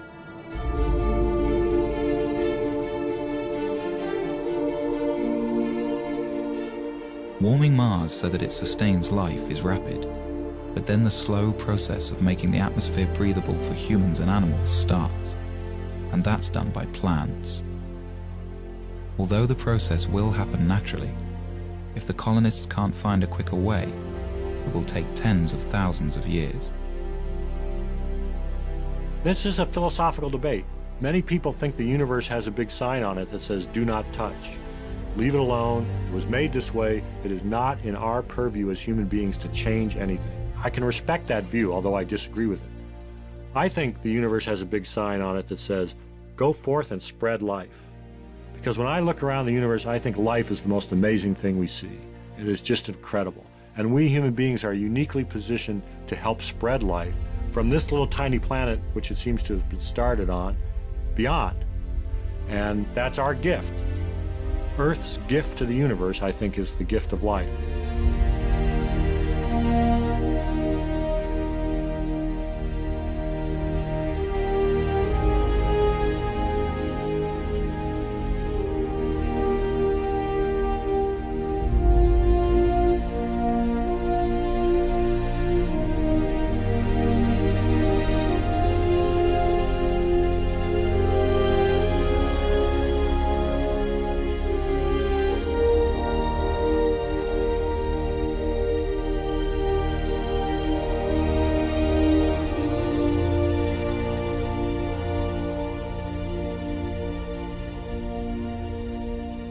This scheme for terraforming Mars is based on 20th century notions of engineering.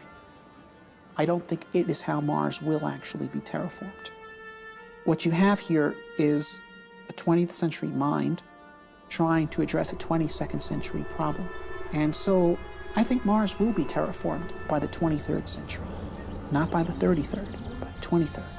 Things that would seem utterly fantastical to us is how it will actually be done, but it'll be done. We're at a crossroads today.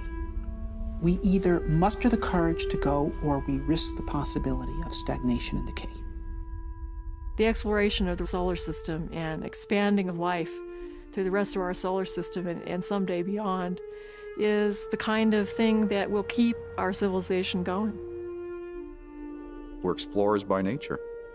Eventually we will go to the stars. And the question is, when will we start? I think a manned-Mars mission could happen within 15 years. Some days I'm very optimistic. I think we can do it in 10, maybe 15 years. Other days I see all the political things that go into the space program. I look back on the 30 years we've been bogged down, and I get more negative about it, and I say it's going to be another 3 decades or 4 decades. I would be surprised if we got to Mars prior to 2025 or 2030. In May of 2018. Understanding the various political obstacles that exist and what we need to fight through to get the program started, I believe that we will be on Mars by 2020.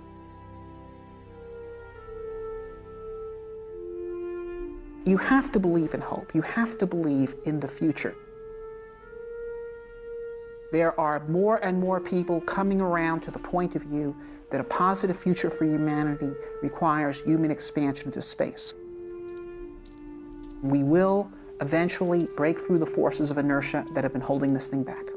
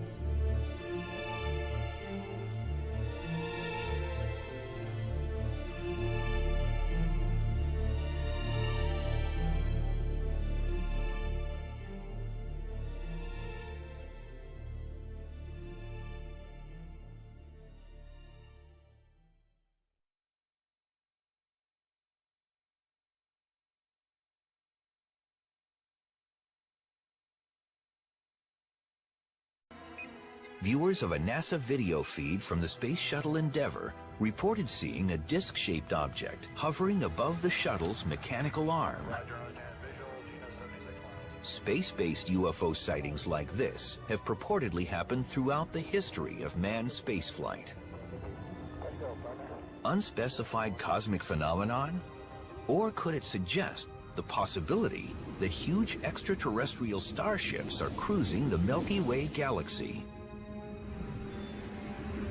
Space travel between the stars, it's a staple of science fiction, right? You see it every night on television, you see it in the movies all the time. But could we really do it, or could any species really do it? Well, the distances between the stars are enormous, really enormous.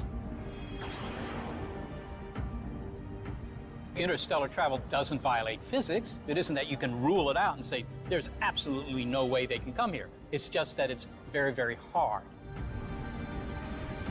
Just traveling from the Earth to Alpha Centauri, our closest neighboring star at nearly 4.5 light years, is beyond the reach of our most powerful rockets. If an advanced civilization were to visit us from a distant star system, we can pretty much rule out that they would use chemical rockets to get here. Despite the impressive pillar of fire and smoke that we see during Apollo, Saturn V, or shuttle launches, chemical rockets don't get you very far in the solar system. To give you some context for that distance, our furthest known space probe is Voyager 1, launched in 1977. It's been flying for 34 years at 38,000 miles per hour, and it's only now starting to leave our solar system. If its destination were Alpha Centauri, it would take over 56,000 years to reach even the closest star system. To engage in interstellar missions on timeframes of a human lifetime, around about 50 years, we can see that we need to increase the speed that we can travel by at least a factor of 1,000. Scientists have determined that the speed of light is a mind-blowing 186,000 miles per second. A spacecraft traveling the star system would have to reach a significant percentage of that speed, even to reach the nearest star. The biggest obstacle is weight. A chemical rocket exacts a huge weight penalty because its entire fuel supply must be carried on board. We can calculate that even to reach 6% of the speed of light using chemical rocket fuel, you would need more rocket fuel than exists mass in the universe. So we really know that it's actually impossible to reach another star system using chemical rocket fuel. If extraterrestrial visitations are even possible, their spacecraft must solve this problem. In 2011, NASA's NanoSail D became the first solar sail to orbit the Earth. The ultra-thin 100-square-foot sail uses sunlight, or photon pressure, as a source of propulsion. One of the immutable limitations of rocket propulsion is the fact that any rocket has to carry its fuel with it. A solar sail can take advantage of the naturally occurring resources, namely photons emanating from the sun, which can be used to propel that solar sail. Similarly, a hang glider can fly without any fuel or an engine just by taking advantage of the natural resources we're surrounded by, namely the atmosphere and the laws of aerodynamics.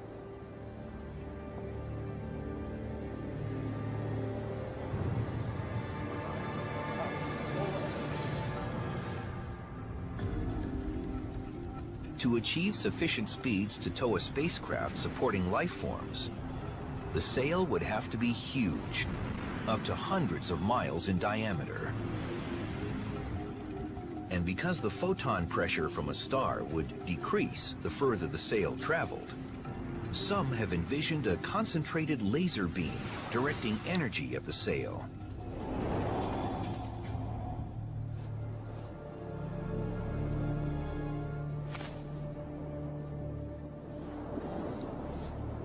Eventually, and sadly, this hang glider and all hang gliders at some point have to land. But a solar sail riding a beam of laser energy could conceivably travel to the stars. The max speed of a solar sail? About 10% the speed of light. Travel from Earth to Alpha Centauri using laser-generated photons? About 45 years. Currently, NASA and other space agencies have plans for launching more solar sails. But there are other, more powerful sources of propulsion in the universe.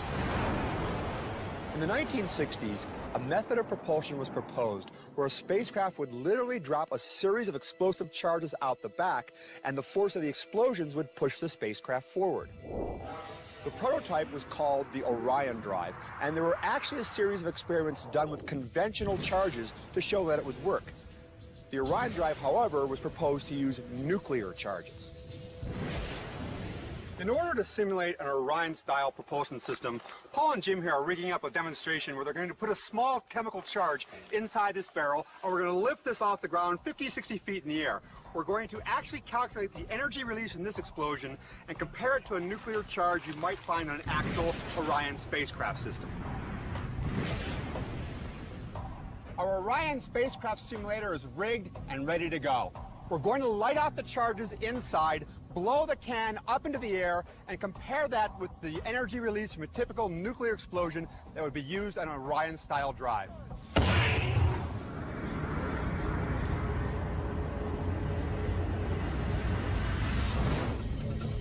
The Orion spacecraft, studied at Los Alamos in the late 1950s, proposed nuclear fission as its propulsion source. Fission energy is produced when the nucleus of an atom splits into smaller parts, producing free neutrons and protons that release tremendous gamma-ray energy.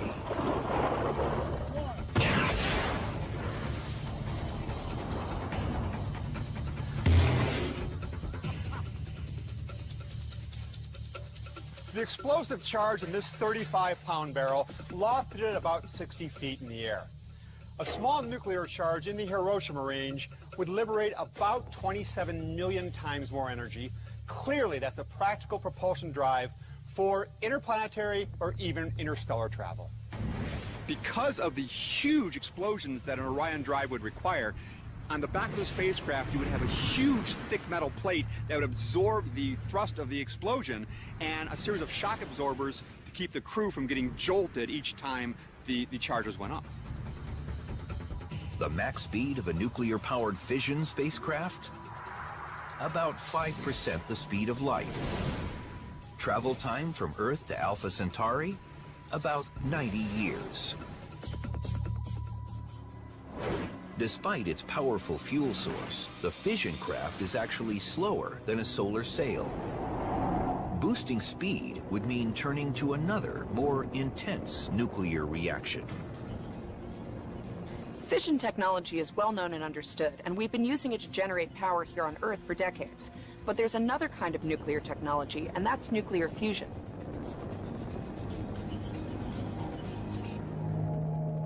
Fusion is the power source of the sun.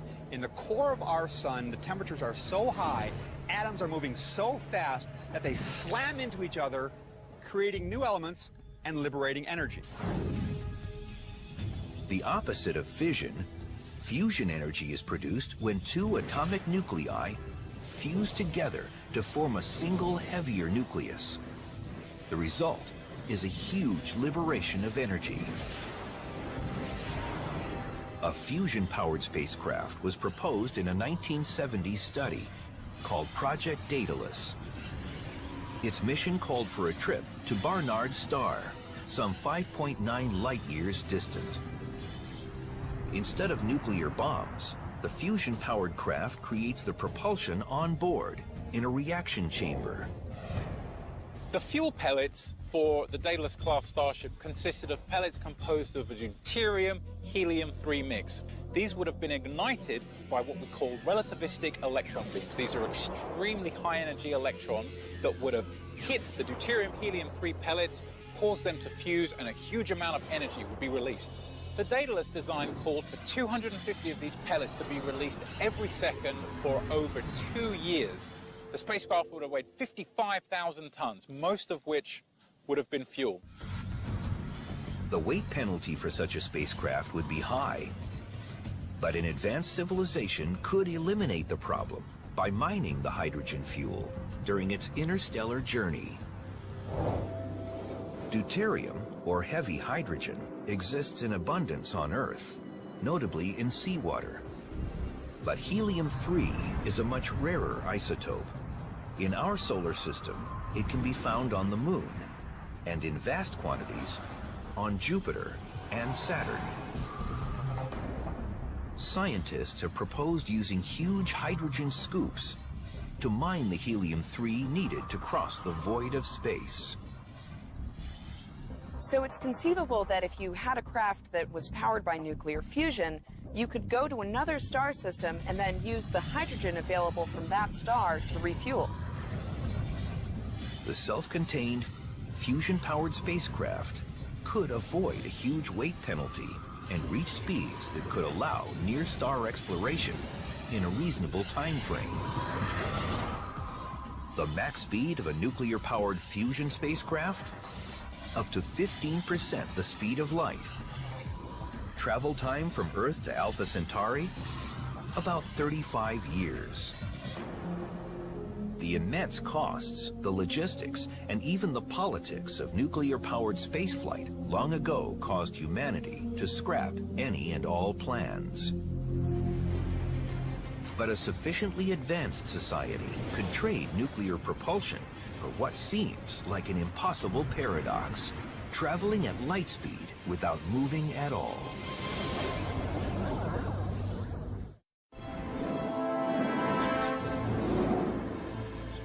Can UFOs actually achieve the immense speeds required for interstellar travel? One potential answer may be buried 30 feet beneath the ground in America's heartland. The Fermilab Tevatron Collider, outside Chicago, Illinois. Racing just below the speed of light, particles of protons and antiprotons are launched in opposing directions. They meet in a high-energy collision. The impact produces gamma rays, the highest energy source known in the universe, and potentially the key to interstellar travel. The best way of making antimatter here on Earth is to employ probably the most famous equation that Einstein taught us, which is E = mc squared, which tells us that for a certain amount of matter we can get energy. It's a great idea because it's incredibly efficient. You essentially take all of the mass in those particles and convert it into energy. But how can antimatter exist in the universe if it must be artificially manufactured? That's the question that Stephen H. from Philadelphia texted the universe. Stephen, antimatter definitely exists, and when it meets up with normal matter, it explodes in a burst of electromagnetic radiation. Now, we can make small bits of antimatter in laboratories, but we can also collect antimatter from space. Some cosmic rays, which are charged, very energetic particles coming from space, actually consist of antimatter. Currently, the Super Collider is the only practical way to produce antimatter. And right now, it's created in very small quantities. If we could figure out a way to both create and store enough antimatter, we would have a storable fuel which, when mixed with ordinary matter, would liberate a huge amount of energy at a rate way beyond what either fission or fusion can do. Because we know antimatter exists, and we know antimatter can be created and stored, it is conceivable that an advanced civilization could create and harness the power of antimatter in sufficient quantities to create an antimatter rocket. An antimatter ship could achieve unbelievable velocities, cruising just below light speed, nearly matching the speed of a starbeam streaking across the galaxy. Travel time from Earth to Alpha Centauri, 4.5 light years distant, about 5 years. In human terms, the cost of creating enough antimatter particles to power such a starship would be astronomical. It might be affordable in alien currency, but an antimatter spacecraft like this comes at a high price. The gamma rays from antimatter propulsion are so dangerous, they could destroy the cell structure of any living beings aboard ship. This starship would have to include an advanced shielding mechanism to keep the crew alive. And at such high rates of speed, there are equally destructive threats in the universe. Space is pretty empty, but if you were moving close to the speed of light, you'd need an extremely effective shielding system that would allow you to be protected from interstellar dust particles that would all but annihilate a spacecraft traveling that fast. But if space debris is so dangerous, why not avoid it completely? The solution might be one familiar to Star Trek fans, namely a starship that could achieve light speed without even moving. In effect, one would create what is called a warp bubble, the name taken straight out of science fiction, and that would involve compressing a region of space-time in front of a spacecraft and expanding a region of space-time behind a spacecraft, while the spacecraft itself sat stationary inside this flat bubble. And one would effectively be riding a wave of space-time. A warp drive may seem like pure sci-fi fantasy, but in 1994, a well-respected young physicist named Miguel Alcubierre published a serious proposal outlining how to travel in a controllable space warp.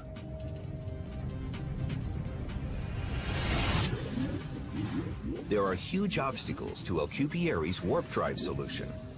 The biggest is called dark energy, a cosmic phenomenon recognized in 2011 when 3 scientists were awarded the Nobel Prize for proving its existence.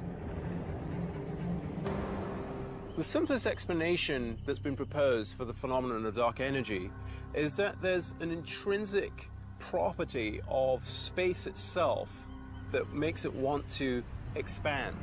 You can actually see it by looking at receding parts of the universe and seeing that there's this extra acceleration component, but it isn't a stored energy source like solar energy or other kinds of energy. And so it's not inconceivable, it's not beyond the realms of possibility that some advanced civilization existing somewhere in the universe has learned how to harness dark energy to create an exotic form of propulsion. But there's another obstacle to a workable warp drive. The only known way to pull a spacecraft forward within a warp requires harnessing the intense energy of a black hole.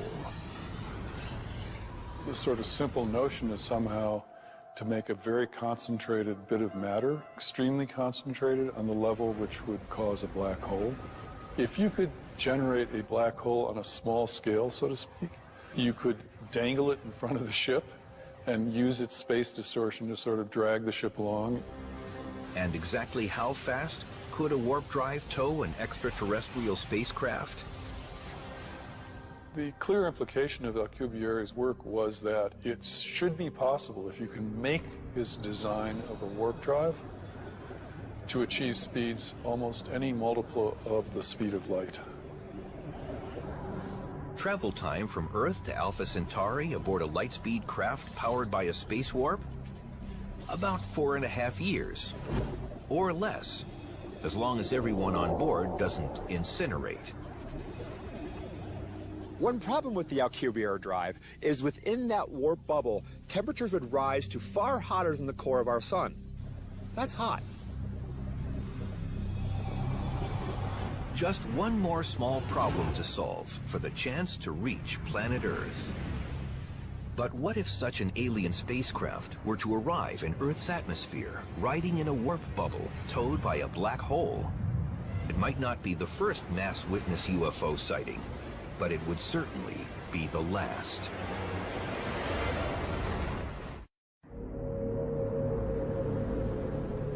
March 13th, 1997. Thousands of people witness an optical phenomenon drifting across the Arizona skies. Reports of a series of bright lights in geometric patterns are widespread, including multiple sightings over Phoenix of a craft up to a mile wide with lights winking on and off in sequence. Reconstructing the events of that evening, the lights of the Phoenix Lights were almost certainly flares dropped by an Air Force A-10 aircraft in conjunction with the human tendency to envision a solid shape connecting them. That's the best explanation for the Phoenix Lights. For many, the Phoenix Lights incident was direct proof that a huge extraterrestrial craft had arrived. Some even called it a mothership. The purpose of an extraterrestrial mothership is fundamental to the theories of alien visitation. It's the only way to bridge the vast distances of interstellar space. The term mothership, I think, came into being around the same time that flying saucers as a term came into being.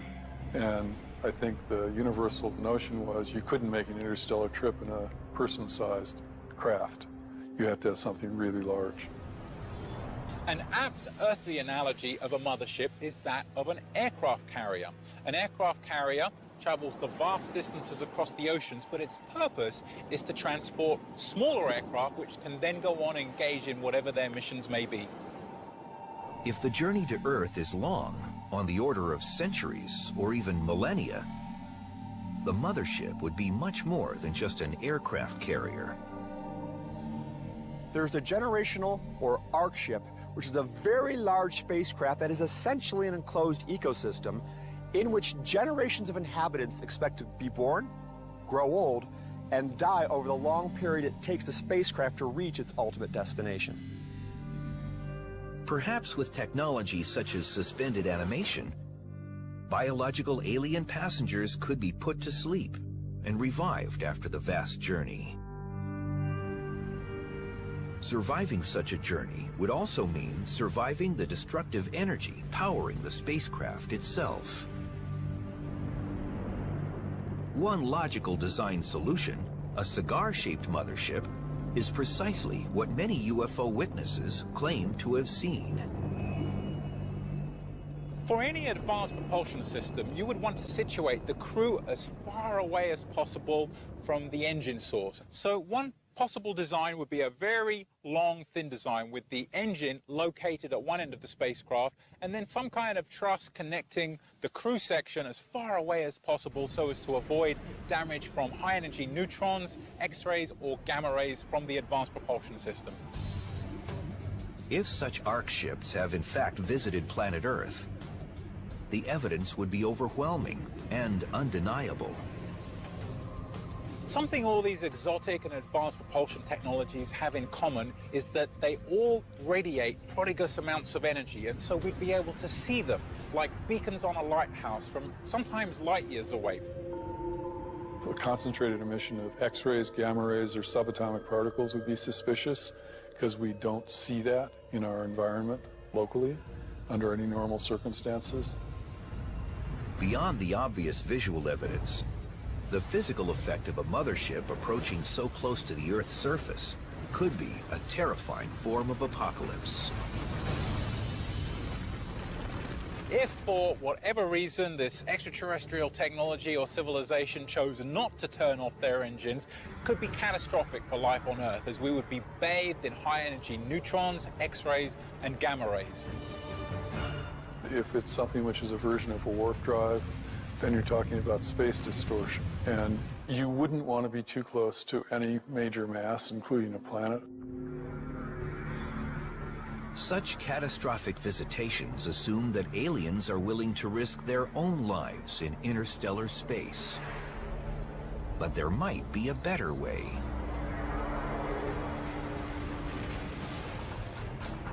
They could stay at home and explore the cosmos using a race of thinking machines.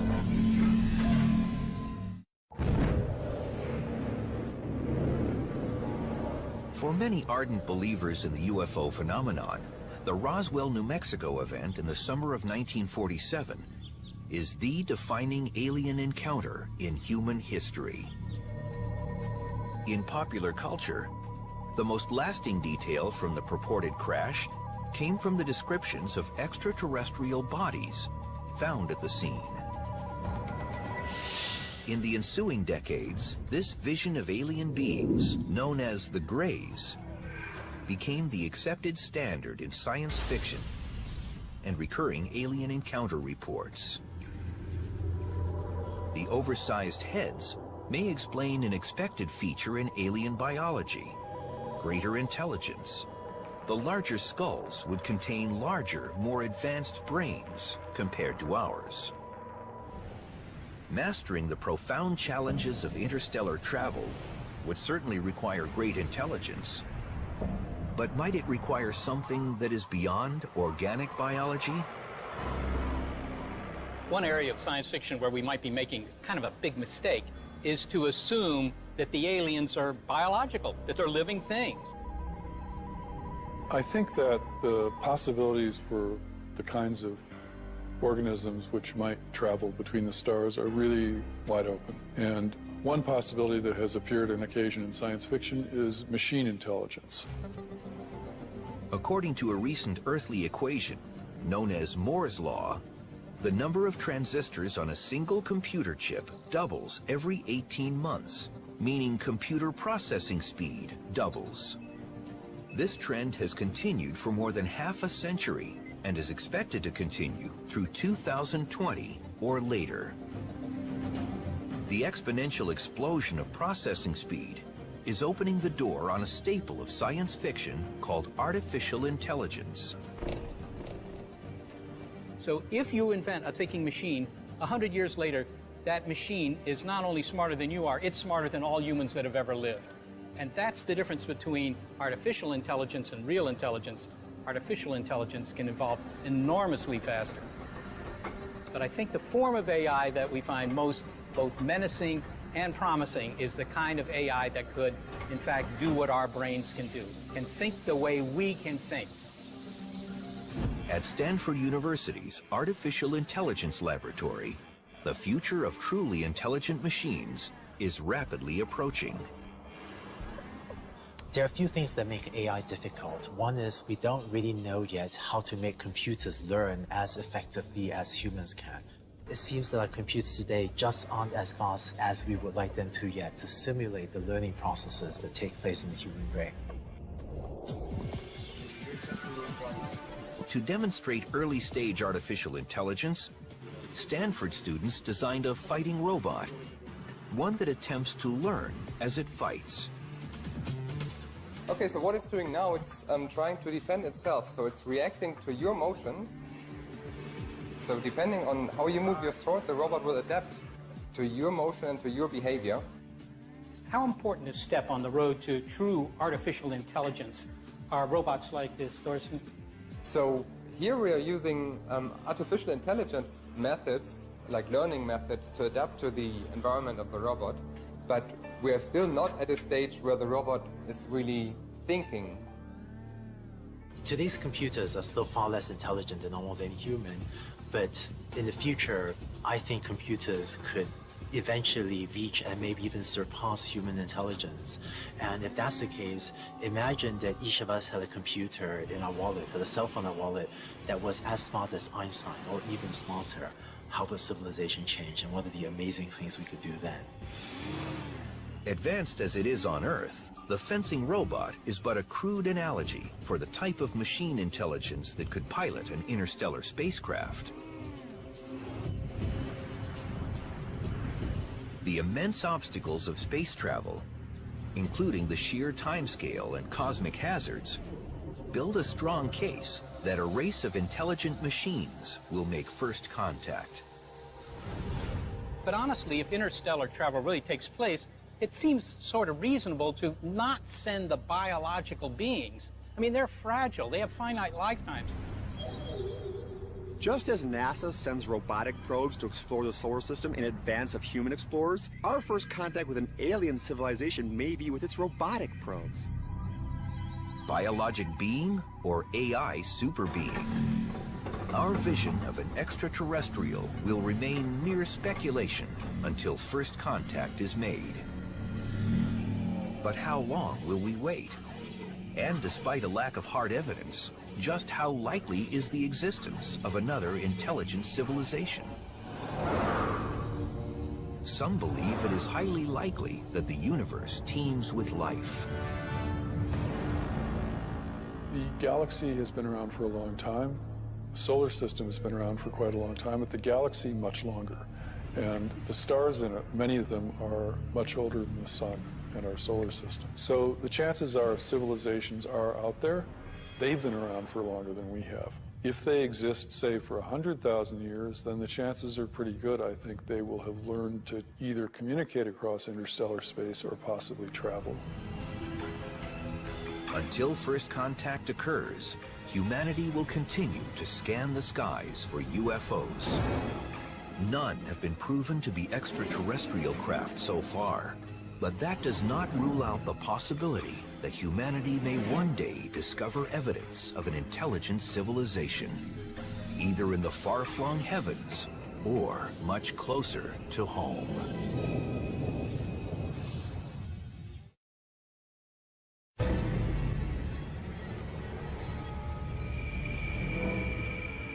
In space, no one can hear you scream.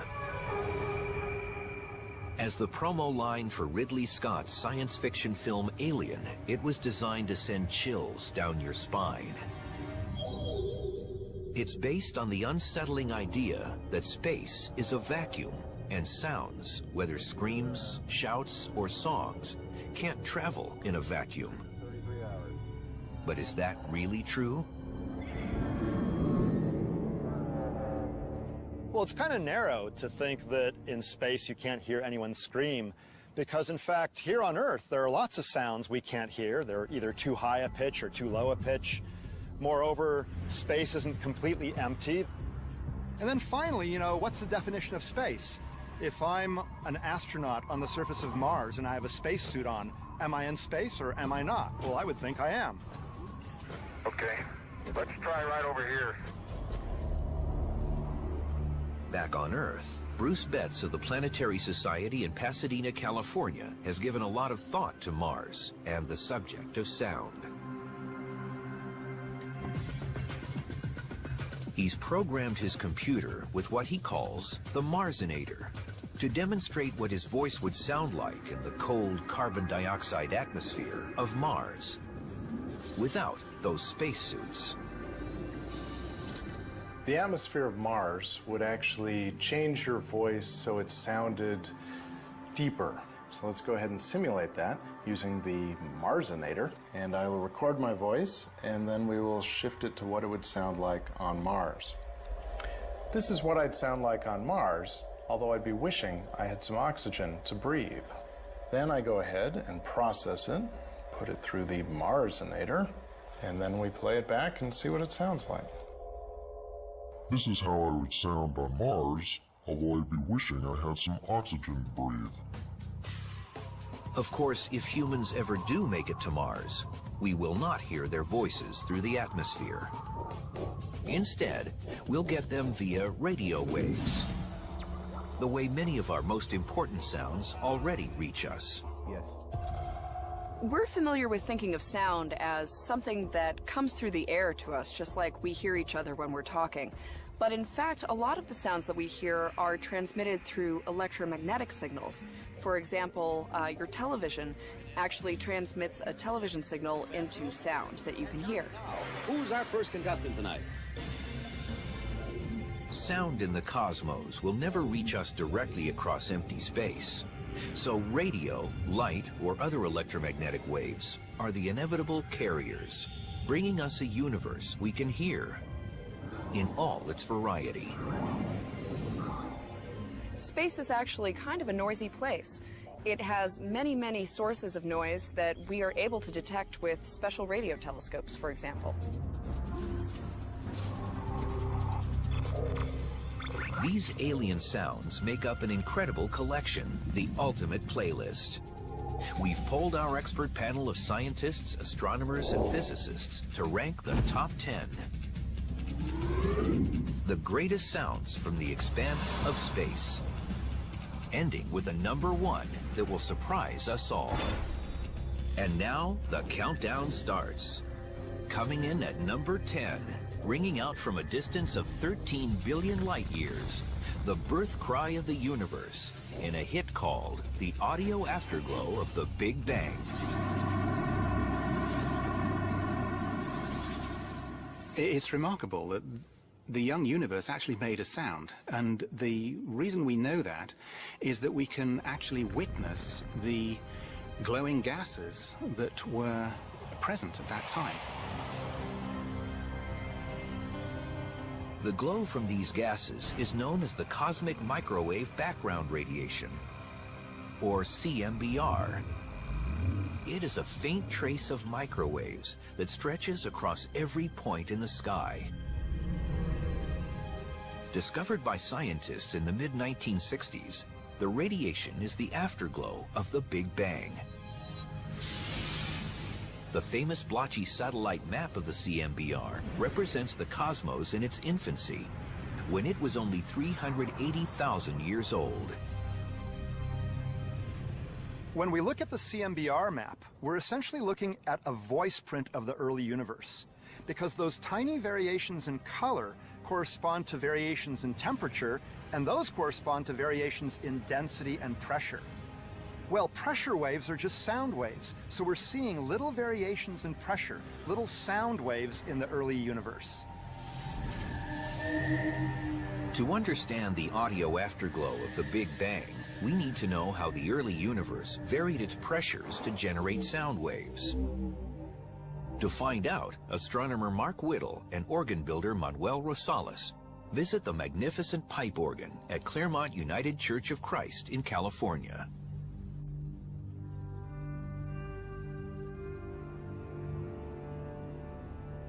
In a way, the 4,000 pipes in this organ are comparable to the voice of the early universe.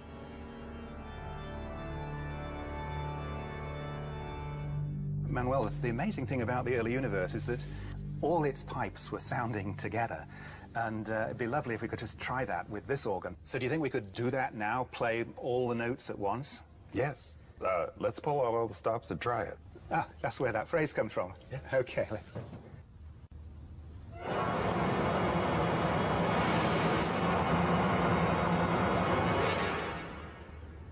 Very powerful, but really hissy, white noise kind of sound. But an even more remarkable thing about the primordial sound is that, in fact, a few particular tones were present and were stronger at any given time.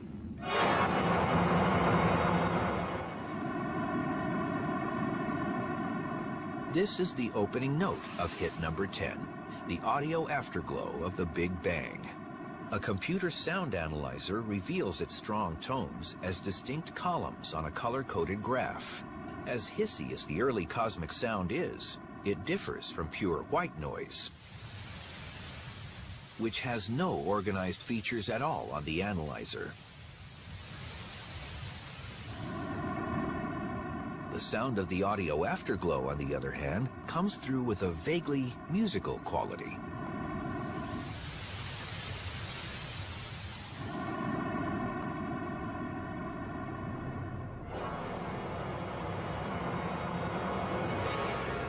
The pipes of this or any organ are made of wood and metal, but the pipes of the early universe were pits of dark matter, the mysterious substance whose existence is known only from its gravity. What drives the sound waves is gravity. So, for example, if there's a region of slightly higher density of dark matter, there's a gravitational force pulling in. Gas that's surrounding this region feels that pull and it falls in, but it's gas, so it also, as it falls in, it compresses. That compression acts like a spring, and so it pushes the gas back out, but then it overshoots until it falls back in again. And this is how the motion of the gas falls in, bounces out, falls in, bounces out, so we have an oscillating pressure wave, a sound wave. The cosmic background radiation, as important as it is just a still picture. Its imprint of sound has the effect of no more than one noisy, barely musical note. And even hearing that is a struggle. The pipe organ helps show us why. The sounds of the universe are way too low for us to hear. In fact, what's the lowest note that this organ plays? It is a pipe 32 feet long, and it can only be played with one's foot. Yeah, that's pretty deep. Well, 32 feet were nothing compared to the cosmic organ pipes. They were between 20,000 and 400,000 light years across. Sorry, we don't have any pipes quite that long. No. The deep sound of the early universe is so low, we can hear it only after a massive shift upward.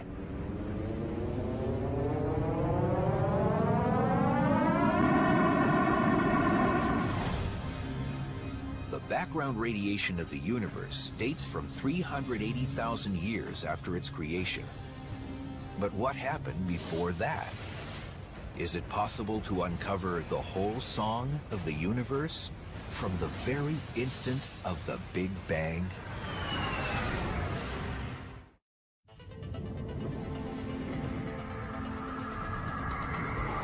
The cosmos is filled with a symphony of alien sounds, and we're counting down the top 10 of the universe's greatest hits. Number 10 on the playlist sings out with the earliest tones of the universe, from the audio afterglow of the Big Bang. But our download of the universe's birth song has some problems. With the cosmic organ playing all its pipes at once, what reaches our ears sounds like only one complex, noisy note. It's only one note because it comes from the pressure waves we read from the map of the cosmic background radiation, which is just a still picture of the sound in the early universe, taken 380,000 years after its birth. How then do we run the clock backwards and hear the rest of the song? Modern cosmology is sufficiently advanced that it's possible to create a computer replication, a simulation of the young universe. It's possible to recreate within a computer what's going on and how the sound developed right from the very, very beginning through those first 400,000 years. They are the same kind of supercomputer simulations that have given us pictures showing how the early universe evolved. The dark matter pipes of the early universe acted like those in the church organ. As bigger pipes were played, deeper notes were sounded. As the universe expanded, there was more space and more time. More space meant bigger pipes, so the notes in the song got lower and lower as the song played out.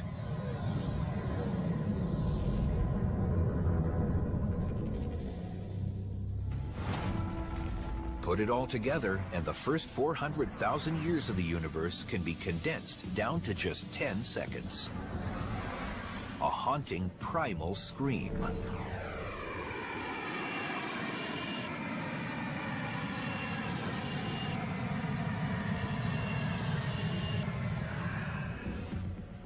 The gas that's falling in and out of these dark matter regions is ultimately going to become the first stars, the first galaxies, and ultimately it'll be corralled into the thousands of galaxies that we see around us today.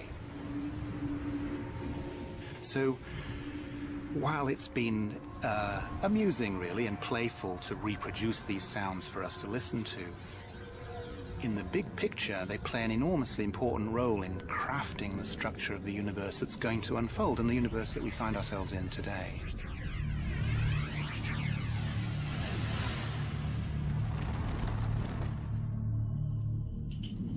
From the big band sound of the Big Bang, our countdown takes a step down in size to the modest 15 million light-year span of a galaxy cluster. Coming in at number 9 on our list of the universe's top 10 hits is the deep tone of Perseus.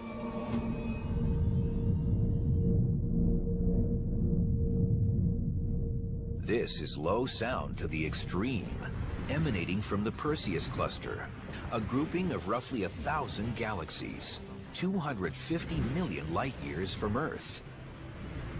The central galaxy in this cluster of galaxies has a huge supermassive black hole at its center. The cluster's central galaxy is called Perseus A, and its supermassive black hole gives it what's called an active galactic nucleus, which shoots out energy in the form of gigantic jets, tearing into the surrounding space. For reasons which we don't fully understand, it seems to be coming out, the energy is being produced episodically, about every 10 million years or so.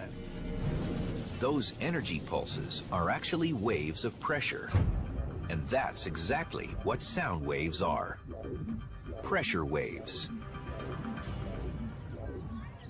The wave, as demonstrated by sports fans, has an up and down motion that's very familiar to us. But these UC Berkeley students will switch gears and show us how a sound wave is different. Okay, everyone, lose the pom-poms. Since sound waves are pressure waves, we're going to build a pressure wave out of all these students. Okay, everybody, let's line up. You go over here, and then shoulder to shoulder, just like this. Stretch out over there a little bit. No gaps. You're going to be students colliding with each other like molecules colliding in a sound wave. That's looking a lot better. Do you feel like a bunch of molecules? Okay, this is looking good. We have a bass drum at each end of the line. You'll see why in a minute. We'll get things going with this drummer over here. He's going to hit the drum and watch what happens. In this case, the pressure is a good, healthy shove, and it moves from student to student all the way down the line. At the end, the last student applies his pressure to the second drum by banging on it. The second drum is like our eardrum. When pressure from a sound wave in the air hits our eardrums, we hear the sound. This is just how sound travels through the air, except instead of having students shoving each other, there are air molecules shoving each other. A sound needs a medium to travel through.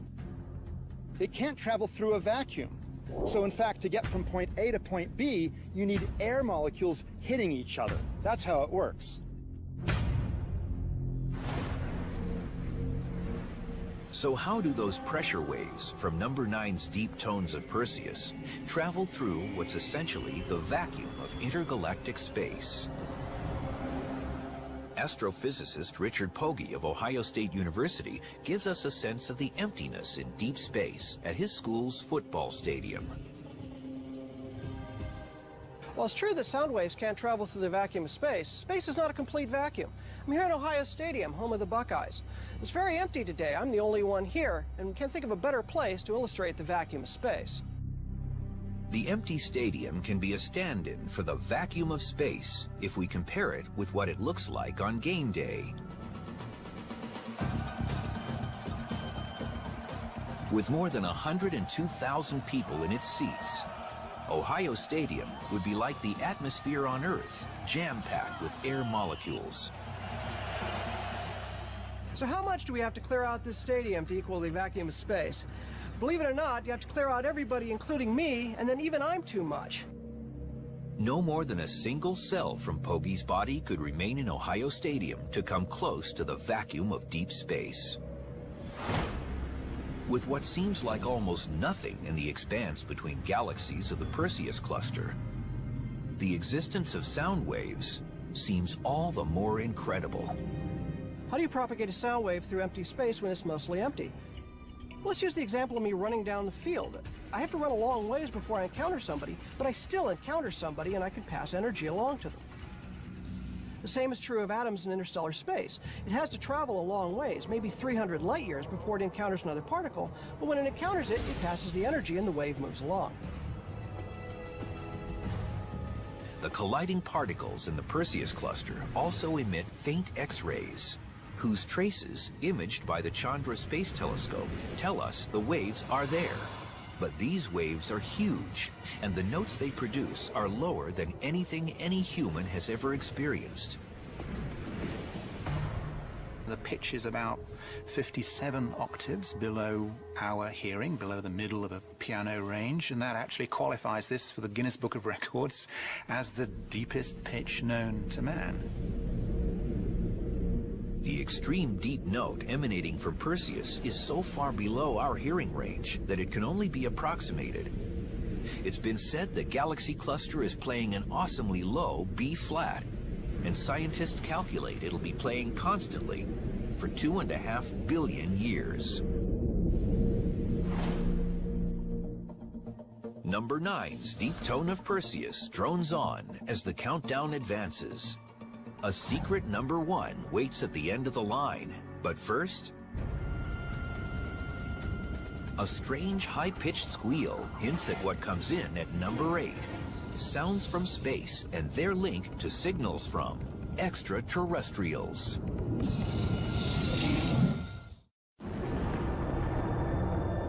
Starting with the Big Bang, we've been tracking the top 10 of the universe's greatest hits. The best of the alien sounds from space. Jumping to number 8 on the countdown.